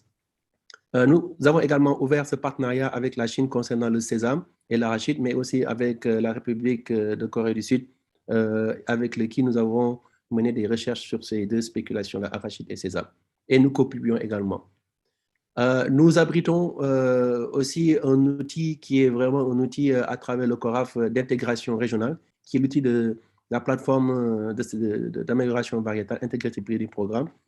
Pourquoi on dit ça? Parce que ça, c'est vraiment un HIP qui nous permet de rester en contact avec les dernières technologies de digitalisation de nos programmes de sélection. Et ça a été un modèle de réussite parce que chaque pays a déployé son propre BMS, mais également, on a un BMS qui est au niveau régional qui nous permet de faire cette coordination-là. Donc, merci également au CORAF pour cette initiative d'avoir logé le hub IBP au niveau du CERAS. Donc, pour revenir donc aux critères qu'on a pu atteindre suite à l'évaluation, la seconde évaluation du WAP, ce qui est en jaune, c'est lors de la première évaluation, et en vert, c'est l'effort qui a été fourni dans le CERAS pour pouvoir atteindre les indicateurs fixés par le CORAF et pour passer de CNS à CRE. Et vous verrez bien que entre la première et la deuxième évaluation, l'appui qui a été offert par le WAP a été vraiment utilisé à bon escient pour pouvoir augmenter les critères d'évaluation. Donc, c'est ainsi qu'on a pu passer, en tout cas, tous les critères fixés par la CEDEAO et passer de CNS à CRE. Donc, on ne s'arrête pas là. La question qu'on se pose, c'est comment on fait maintenant qu'on est passé CRE pour maintenir ce niveau d'excellence et de qualité de recherche. Eh bien, nous essayons de, malgré qu'il n'y a pas encore de programme qui donne suite au WAP, il y a des initiatives et des projets en cours de montage, mais le Sénégal ayant bénéficié déjà des deux phases du WAP, ne sera pas lors de la première phase du prochain programme, et ça, c'est tout à fait compréhensible. Donc, on s'aligne avec les programmes du gouvernement qui ont mis les céréales sèches et les cultures associées comme prioritaires. Ça, donc, ça ouvre des opportunités. Nous avons également de nouveaux programmes qui sont financés par donc, la CEDEAO, le CORAF, l'Union européenne, le IFAD. Je peux donner comme exemple le Désira Abi, qui permet de continuer toujours ensemble dans la sous-région cette dynamique qui est déjà entamée. Et également le support donc, du programme Fils the Future. Nous avons de nouveaux partenaires comme la Royal Society en Angleterre, également Bill et Melinda Gates Foundation, qui supportent nos activités. Donc, c'est ainsi qu'on a pu, en tout cas avec cette diversification de portefeuille de projets, s'assurer un financement qui nous permet en tout cas de répondre à ces objectifs-là. Donc, je vous remercie. J'ai fait rapidement parce que je suis dans un autre séminaire. Je reste à disposition pour répondre à peut-être 3 questions, tout en m'excusant et tout en sachant que vous avez visité également le CERAS hier après-midi. Merci, Dr Khan, pour votre présentation. Justement, nous allons prendre 3 questions. Juste 3 questions. Est-ce qu'il y a des questions par rapport à la présentation du Dr Khan? Des questions, des suggestions, nous allons prendre 3.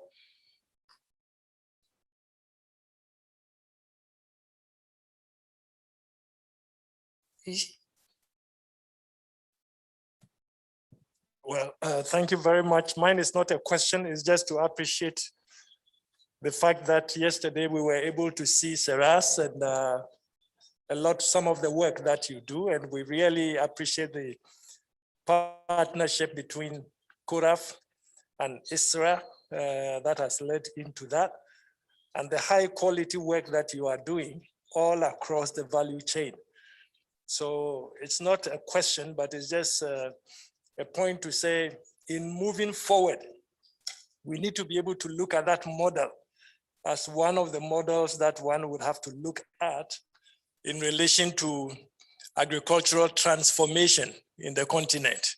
So this is one model, but then we will have to look at other models.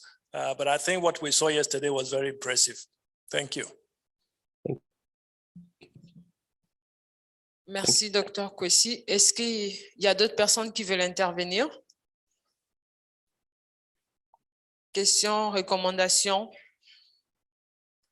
Vous avez tout compris? Ils ont visité le CERAS hier. Ouais, ok, d'accord, tout à fait. Donc, merci beaucoup. Donc, je vais Dr. réitérer Khan. et remercier tout le monde. Voilà. Merci pour votre présentation. Voilà. Et vos On est à disponibilités. disposition pour partager notre expérience. Voilà. D'accord, merci. merci. Merci à tous. Vous allez partager la présentation avec merci. eux. Ok. Oui, c'est déjà fait. D'accord, merci beaucoup. Nous allons poursuivre avec la présentation Merci, du au revoir. Dr James qui va nous parler de l'aquaculture.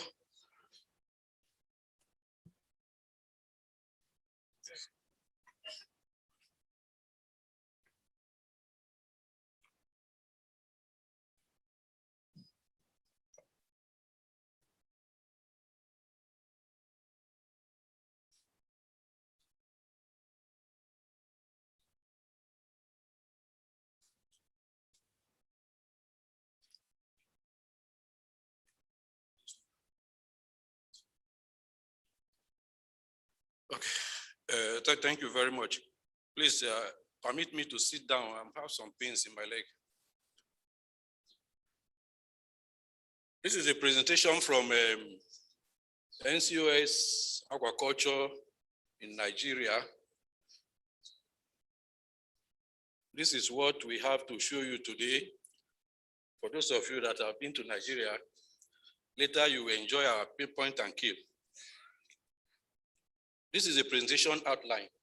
I have only 20 minutes, so I may not go into details of introduction and the rest because I believe that Dr. Lamiel and other coordinators have done justice to that. So I'll go straight. About the NCOS in Nigeria. The NCOS is coordinated by Agricultural Research Council of Nigeria with a coordinator and director domiciled in ARCN. And we have 3 research institutes that actually form the NCOS in Nigeria. We have the Nigerian Institute for Freshwater Fishery Research in New Busa that has the mandate for freshwater fisheries. We have NIOMA, Nigerian Institute for Oceanography and Marine Research that has the mandate for marine fisheries. And then we have the Nigerian Stored Product Research Institute that has a mandate for the post-harvest aspect of it. So 3 of the institutes come together in Nigeria to form the NCOS. Our core mandate for the NCOS is, to research into fingerlings, and then the adoption, fish feed, research and adoption, and then post-harvest, then upgrading of core facilities and equipment, and then strengthening the capacity of researchers. Like I said, I have only 20 minutes, so I don't need to go into details of other things. I'll just go straight to introducing the technologies available at the NCOS. During the WAP project, we were able to develop 11 technologies. And these are the technologies: fish smoking kill, fish solar dryer, fish cooling boxes, techniques for production of oil yield tilapia species, clearing fish meal production, fish retail table, and as we go down to fish meal and process from lantern fish. We are picking only 4 today. I understand we have a liberty between 3 to 5, but we are picking only 4. And we have this detachable improved fish smoking kill. The beauty about this is that, it meets international standard.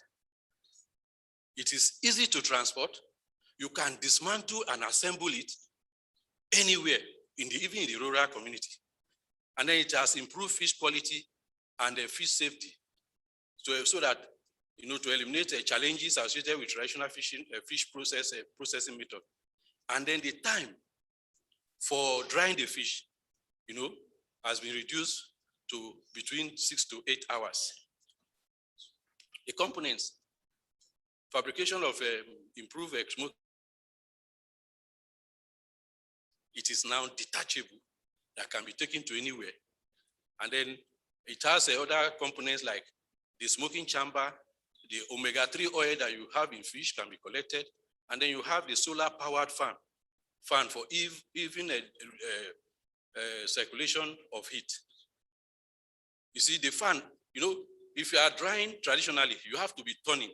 But this particular one, this detachable one that is very unique, you have a solar panel that is powering the fan so that the fish will be dried evenly. Then, how does the technology function? The equipment smokes both dry and dries the fish using either charcoal or gas, as a source of fuel. Like I mentioned, it has a fan that powers, but it's being powered by solar so that the fish can be dried evenly. And I mentioned the drying time has been reduced from 6 to 8. And then with a damper that prevents the direct contact of smoke with the fish, thereby reducing the level of polyaromatic hydrocarbon in fish. Deliverables. Have detachable smoking kill, high quality smoked fish with low level of polyaromatic hydrocarbon, the fish oil, and then increase farmers' income. Then some evidence of success.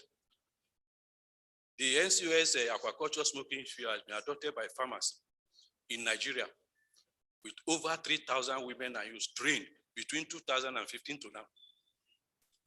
That is during the time of WAP and up to today.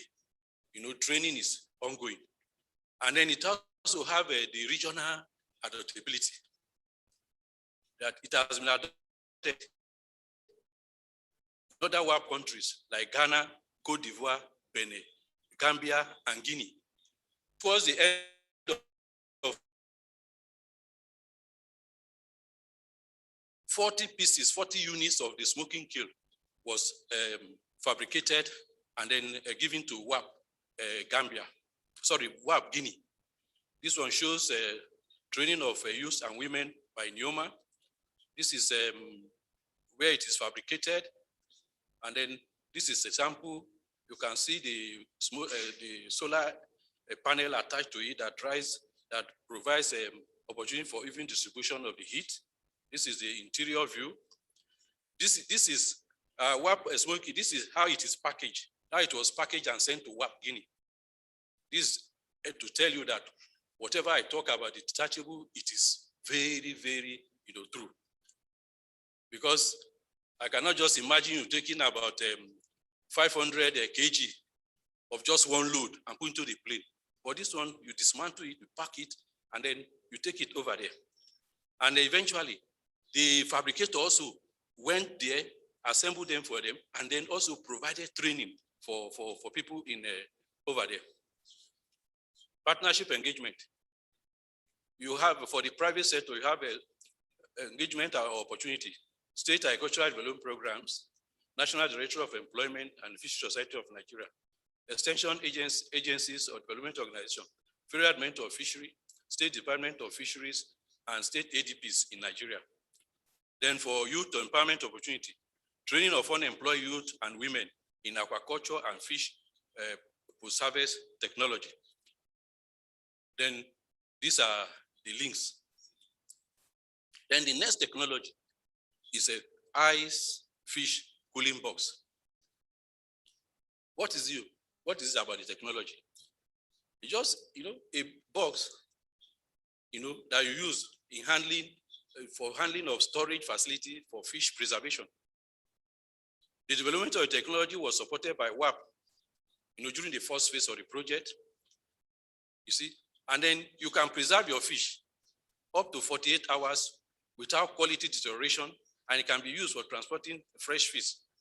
It can also be used for storage of fresh fish and then retailing of fresh fish. This is the modified version that we have. For those of you that have visited our tent, it is there for you to see. You have the handle, and then the beauty of this is that, you see, you have a drain attached, so that when your ice, they are melting, the water can equally go, and then you see the interior wall of it. Okay. The evolution of the ice fish box. You see, the one in the middle shows the intervention during WAP, and then this particular one at the right end is the present one that we have brought.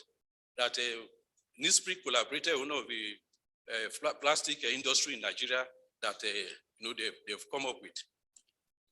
How does technology function? You wash the box, you collect the fish and ice block, you weigh the fish and ice equal weight of ratio of 1:1, then you put some quantity of fish, then add the ice block. You can see it's very, very simple. And you can now transport your fish. And then the deliverables of the ice fish box. You see, extension of shelf life of fresh fish for 48 hours. retaining facility for fresh fish hawkers, and then fish quality retention during transportation. You can see these are the various pictures that you see to understand. And then the success story. The technology has been commercialized in partnership with the Grand Long company in Nigeria. 1,000 pieces of the post have been produced and distributed to stakeholders in aquaculture value chain in Nigeria in 2021. And then a reduction of fish spoilage and increased marketers' income. Look at the picture for the distribution of the ice cooling box. And you see the beauty of it is that our technologies are adopted across the West African sub-region in the spirit of regional integration. And that is what one of the beautiful things that WAP has done for us. You see, it has been adopted in Ghana, Cote d'Ivoire, and then Benin. Then partnership. I've mentioned about the partnership with the grant and learn company, and then essential services at ADPs, and over 500 youths benefited from the distribution made this year. Then how do you assess technology? In all NISPRI offices, and then look at the link over there. So my colleague will take over from me to present the other two technology. Come and sit here. The other two technologies that we have.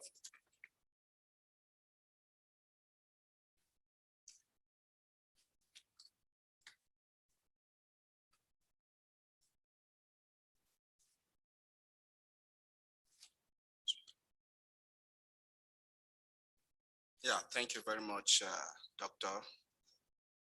The next technology we'll be talking about will be the Clopate fish meal production. My name is Bernard Eder. Clopate fish meal production. In Nigeria, we are endowed with some natural resources that are yet untapped. And as we all know that fish meal is a major challenge in the aquaculture industry. Fish meal takes over 60% in the cost of producing a viable fish feed. In view of this, alternatives, sustainable alternatives have to be made available for fish farmers in order for the aquaculture industry to thrive. With the issue and problem of fish meal not being solved, the aquaculture industry will not thrive. However, we have decided to engage in the production of Clopate fish meal. This natural resources is abundant in Nigeria, especially at the northern part of the country, and we decided to explore, to sustainably explore it by using it in the production of fish meal. The Clopate fish meal is highly nutritive, and a lot of work we have carried out on it already. It compares favorably with the imported fish meal when we conducted a feeding trial, feeding our fish, feeding Caras garapinas fishes with a Clopate-based fish feed and comparing it with imported fish meal-based feed. We discovered that the Clopate fish meal-based fish feed compares favorably with the conventional ones. These are some of the deliverables, the fish meal. We have done that already. We have produced that. We have conducted feeding trials already. The Clopate are abundant and available in Nigeria. And these are already bagged Clopate fish meal. We're also seeking investors and uptakers in this particular area of technology. Some evidence of success. The cost of this local fish meal is less than, of course, is less than that of the foreign fish meal. And that has encouraged cottage level fish and aqua production. That's encouraged fish farmers at the cottage level to venture into increasing their business of aquaculture practice or venturing into fish production.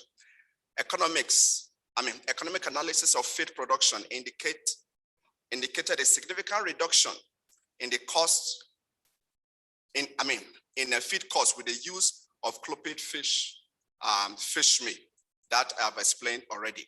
And adoption, just as James have rightly mentioned, other WAP countries have also adopted this particular technology. Of course, the Clopate fish are also available not only in Nigeria, and the technology have gone even ashore outside Nigeria already.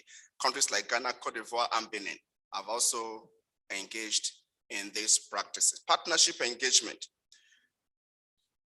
For the private sector, we have the State Agricultural Development Program, which are the ADPs. They have been partnering with us on this particular technology. The National Directorate of Employment have also partnered with us on this particular technology.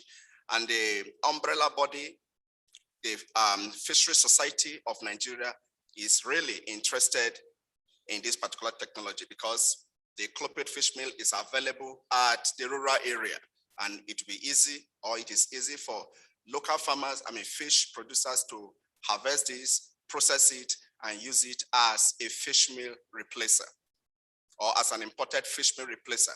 Extension agencies and development organizations, the federal department, just as I've mentioned earlier, they have all, they are all in trying to upscale this particular technology. And youths engagement, the youths are not also left out. Many of them have been trained, both youths and women have been trained on aquaculture and fish meal production, and also post-harvest technology. The next one I'll be talking on will be the lantern fish meal production. The lantern fish meal production. What is this technology all about? The technology is all about trawling for lantern fish. Lantern fish is mesopelagic fish species, and you can only find it in the deep sea.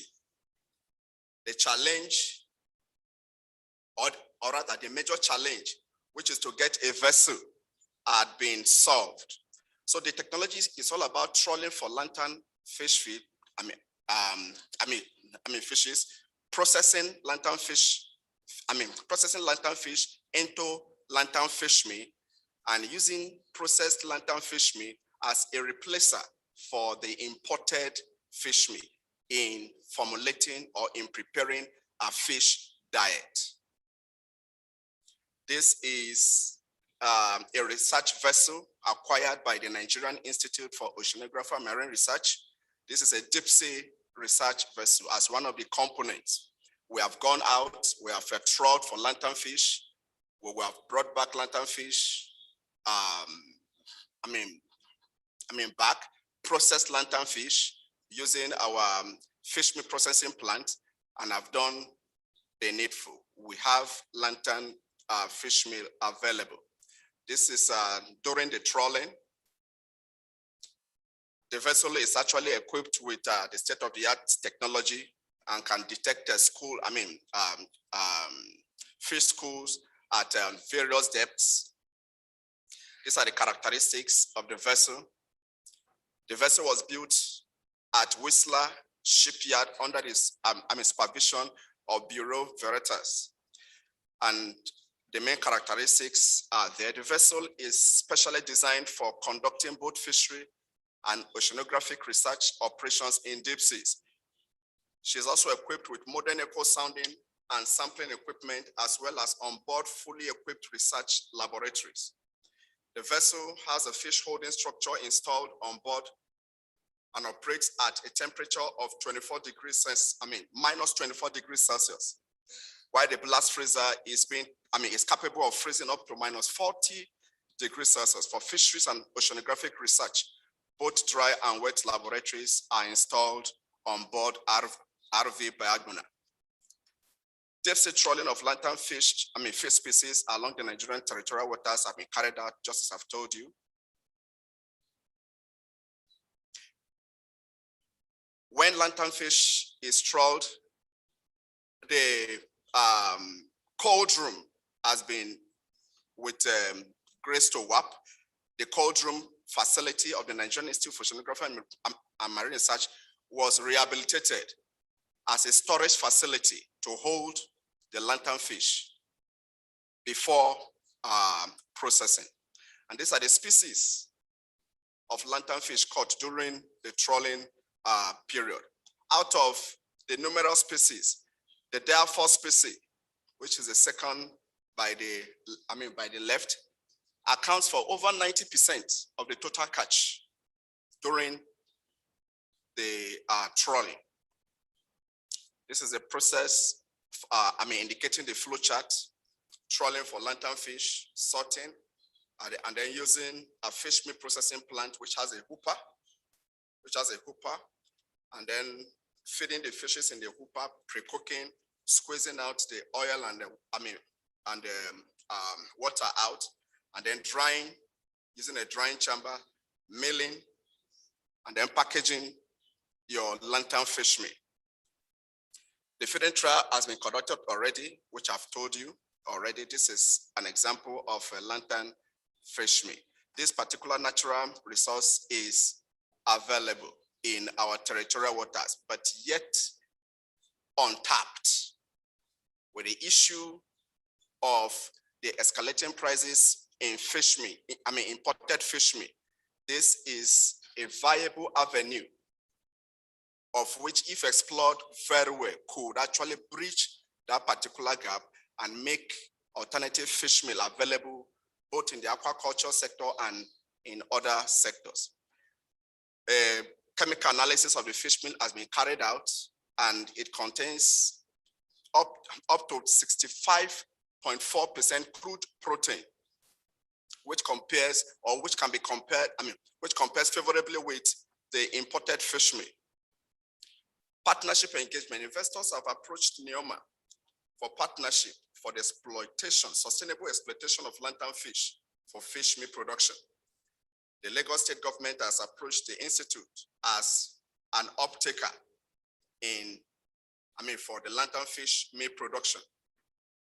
State agricultural development agencies and State Department of Fisheries have also shown interest. The institute has also trained a lot of youths on this particular quest.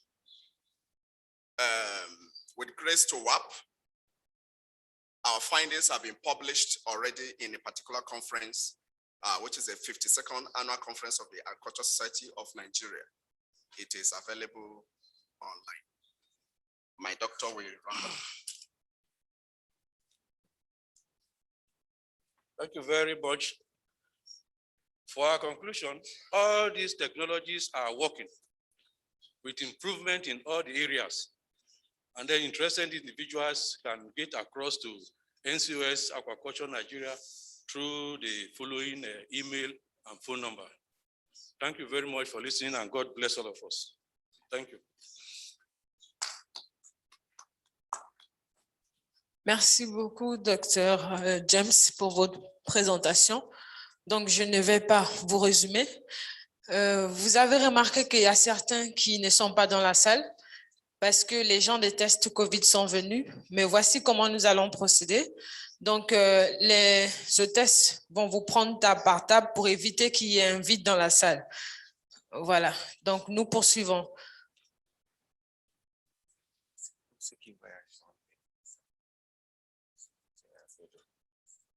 C'est ça. Est-ce qu'il y a des gens qui voyagent le dimanche? Ok, donc apparemment tous c'est demain et samedi. Voilà. Donc nous allons poursuivre avec les questions.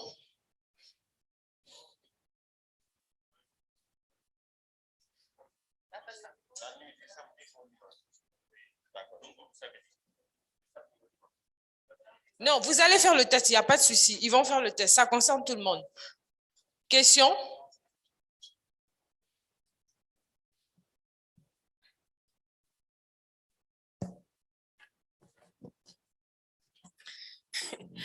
Merci beaucoup. Bien, par rapport à la communication sur l'aquaculture, j'aimerais connaître la capacité de la glacière qui nous a été présenté. Et en quoi vraiment est-ce que c'est une technologie ou une innovation? J'aimerais savoir si la glace qu'on y met finit par fondre à un moment ou bien ça ne fond pas du tout jusqu'à la fin des 48 heures. Est-ce qu'à un moment ça fond jusqu'à devenir de l'eau glacée? Ensuite, une autre technologie qui nous a été présentée par rapport à l'antenne fiche ou bien l'aliment à base de Clopate. D'abord, c'est quoi Clopate? Je n'ai vraiment pas compris. Et quand vous parlez de l'antenne fiche technologie pour les poissons, est-ce que ça veut dire qu'on donne à manger du poisson aux poissons? C'est ce que moi j'ai cru comprendre puisque l'antenne fiche est un poisson. Et est-ce que ce n'est pas une technologie à court terme puisque c'est de la pêche, ce n'est pas de la culture, ça va pêcher l'antenne là dans la mer, on traite et on donne à manger aux poissons. D'abord, à quelle espèce de poisson est-ce que vous le donnez à manger? Et est-ce qu'un jour, l'antenne ne va pas finir dans les eaux et puis on ne va pas en trouver pour continuer à mettre en œuvre cette technologie-là? Merci. D'autres questions?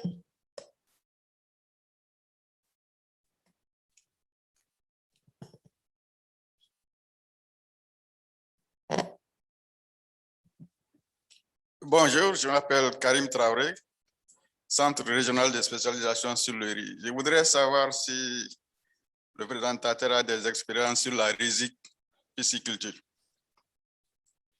Parce qu'on n'en a pas entendu parler. Merci.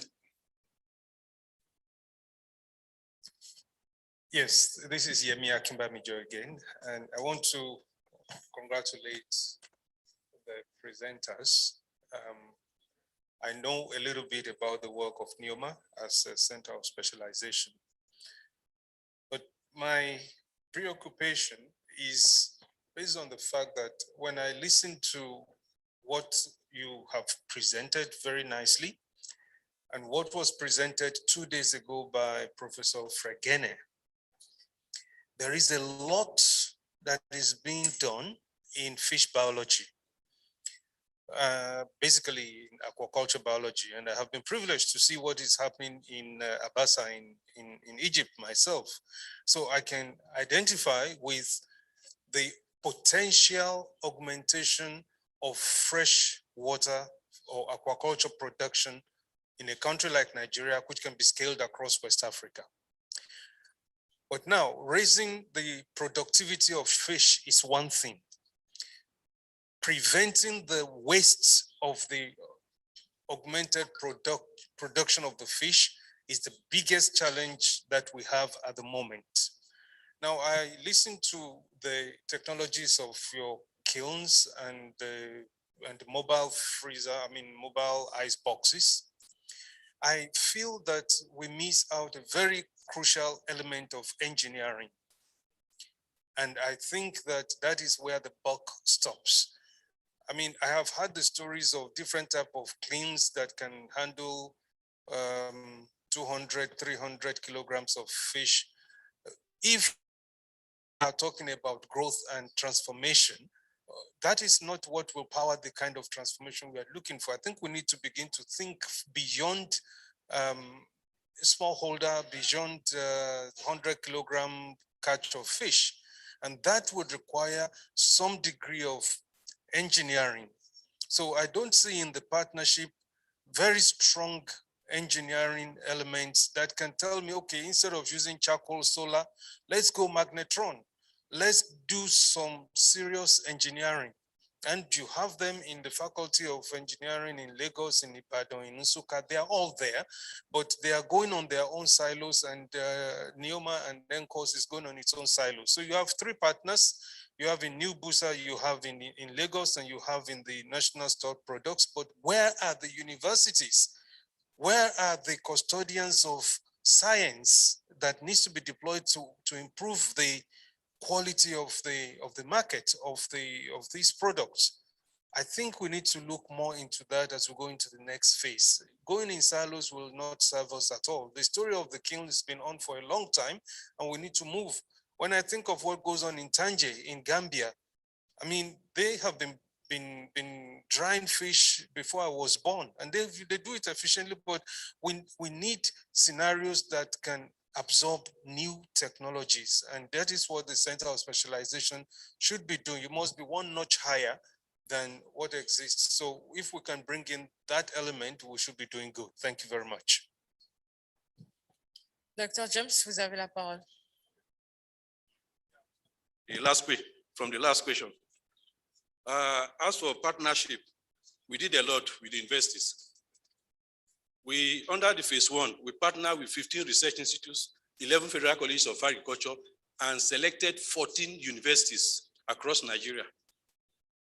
We are hoping that, the second phase of the WAP, if it has come, then a lot must have been done.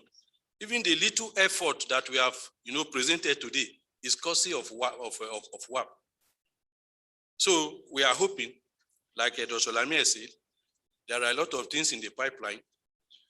Once that is on board, we'll be able to look at all the suggestions you are making now because they are noted, and then we'll be able to come up with something.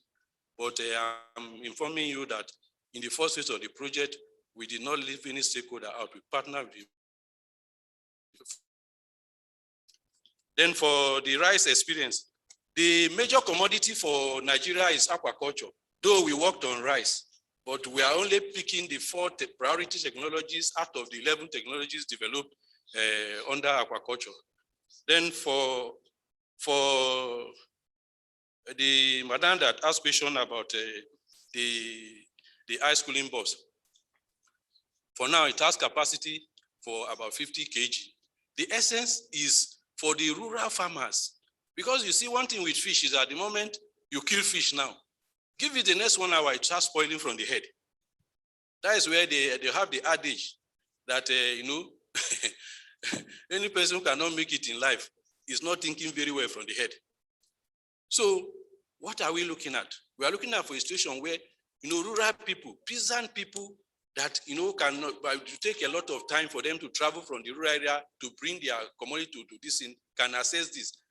And you talk about the innovation. The innovation there is, you see, you have an opening where the ice block, when it's melting, can pass out. And we all know that if you on your freezer, if you package your water in the deep freezer and allow it to stay for long, it takes a longer time to melt.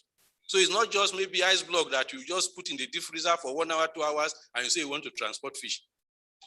Even ordinarily, coolers at home, the moment you put your soft drink and you put ice block, you can travel for a long period. But when you allow the ice block to solidify very well, and then we are targeting the rural people because most of the majority of the post-harvest losses we are having is there. For us in the town, you can quickly go to the farm now, to go and purchase fish now and put that right into your deep freezer. But what of these rural people that are coming from far away into this thing? So I think that is the answers for that. My colleagues will add more answers to the questions. Yeah, thank you very much. On the question about the lantern fish, that are you feeding fish with fish? Actually, the imported fish meal is also used as a main protein hub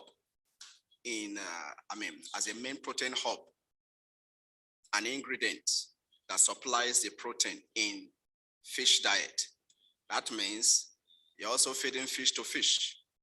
However, lantern fish are very, very tiny size fishes and commands a very low. In the light of that, we have decided to add value to it. That brings about value addition, that despite it commands a low consumer appreciation, we can make do with it and bring out something very, very important, or something very viable from this particular fish species.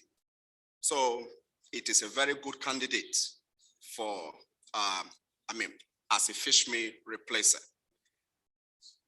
Then we did not also decide to explore our territorial waters and harvest unsustainably the lanternfish. We had carried out a stock assessment of the lanternfish, and we have those records with us. The stock assessment is our guide on the quantity of lanternfish that we will harvest over a period of time.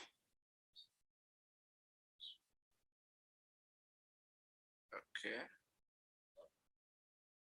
I think those are my questions. Thank you very much. Okay, thanks very much for the response to the questions. There is one thing that came up, Lamien, sustainability of the center. They clearly said they are waiting for Lamien with the pipeline projects to continue. Is there any strategy in place for sustainability?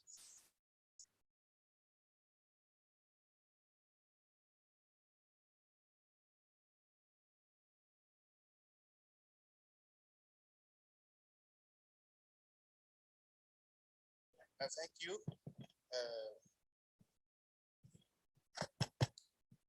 All intervention refer to WAP.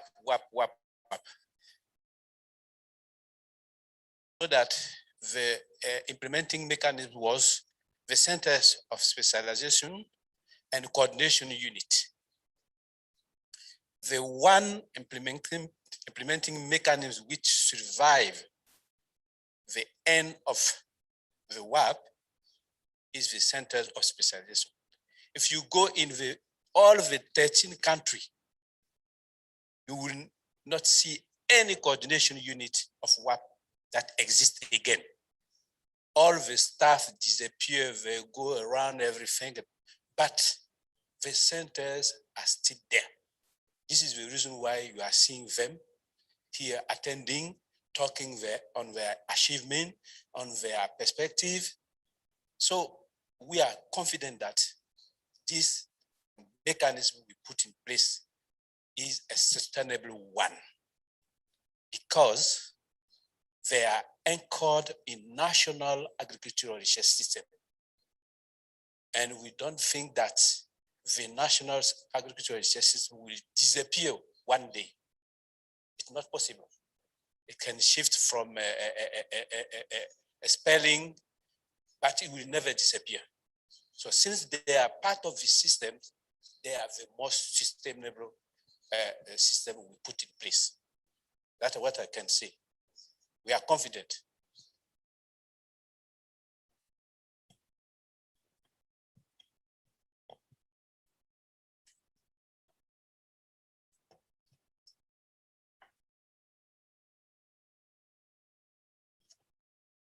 Merci beaucoup. Est-ce qu'il y a une dernière question?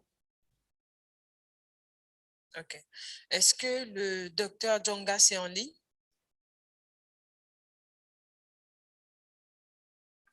Can we go now? Allez-y, docteur Jones, pour finir. Okay, thank you very much. And for those of you, if you are coming to Nigeria anytime, give me advance notice so that you have a taste of our point and kill. Dr. Lamien can confirm and testify to that. Thank you very much.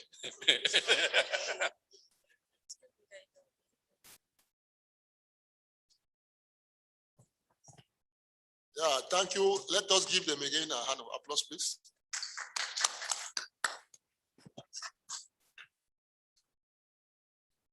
Let us proceed to the next presentation.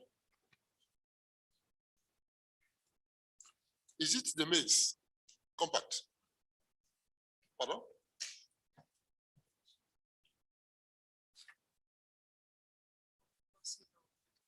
Okay, it's online. We were supposed to have a presentation on maize compact that we didn't get.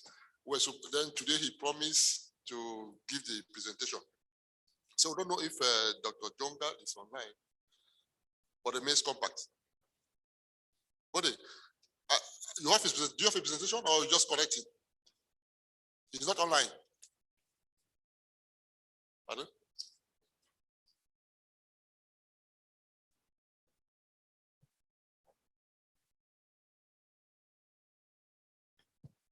Ok, apparemment, il n'est pas en ligne. Qui sont ceux qui n'ont pas encore fait des tests dans la salle?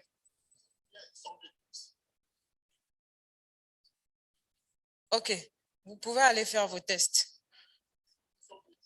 La porte en face.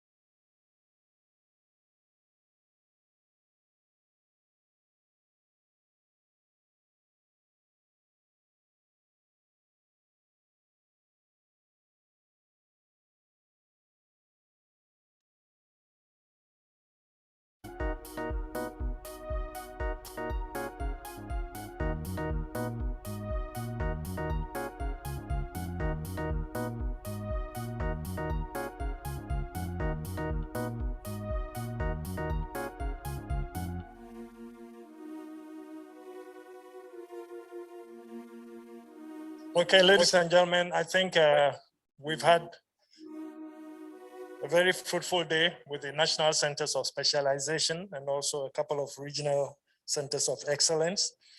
We were going to hear the maize compact, but unfortunately he's not online. So I just want to remind you, now we go for lunch, but after lunch, please come back in here so that we organize ourselves for the booth visits. That is how it will be organized. So please come back in here. The time now is like 12:47. So let's take some 45 minutes for lunch. And then we come back in here so that we can begin the booth. And remember that after the booth session, this afternoon, we're going to have the panel session number 2, which will be focused on private sector engagement. So please make sure you participate in the booth. And then from 4 to 5:30, please be in here for the panel session on private sector engagement in technology brokerage. Bon appetit, and see you shortly. I want to thank our chair who has supported us, Dr. Njukwe. Thank you very much. And thanks to all the presenters who helped us this morning. Thank you.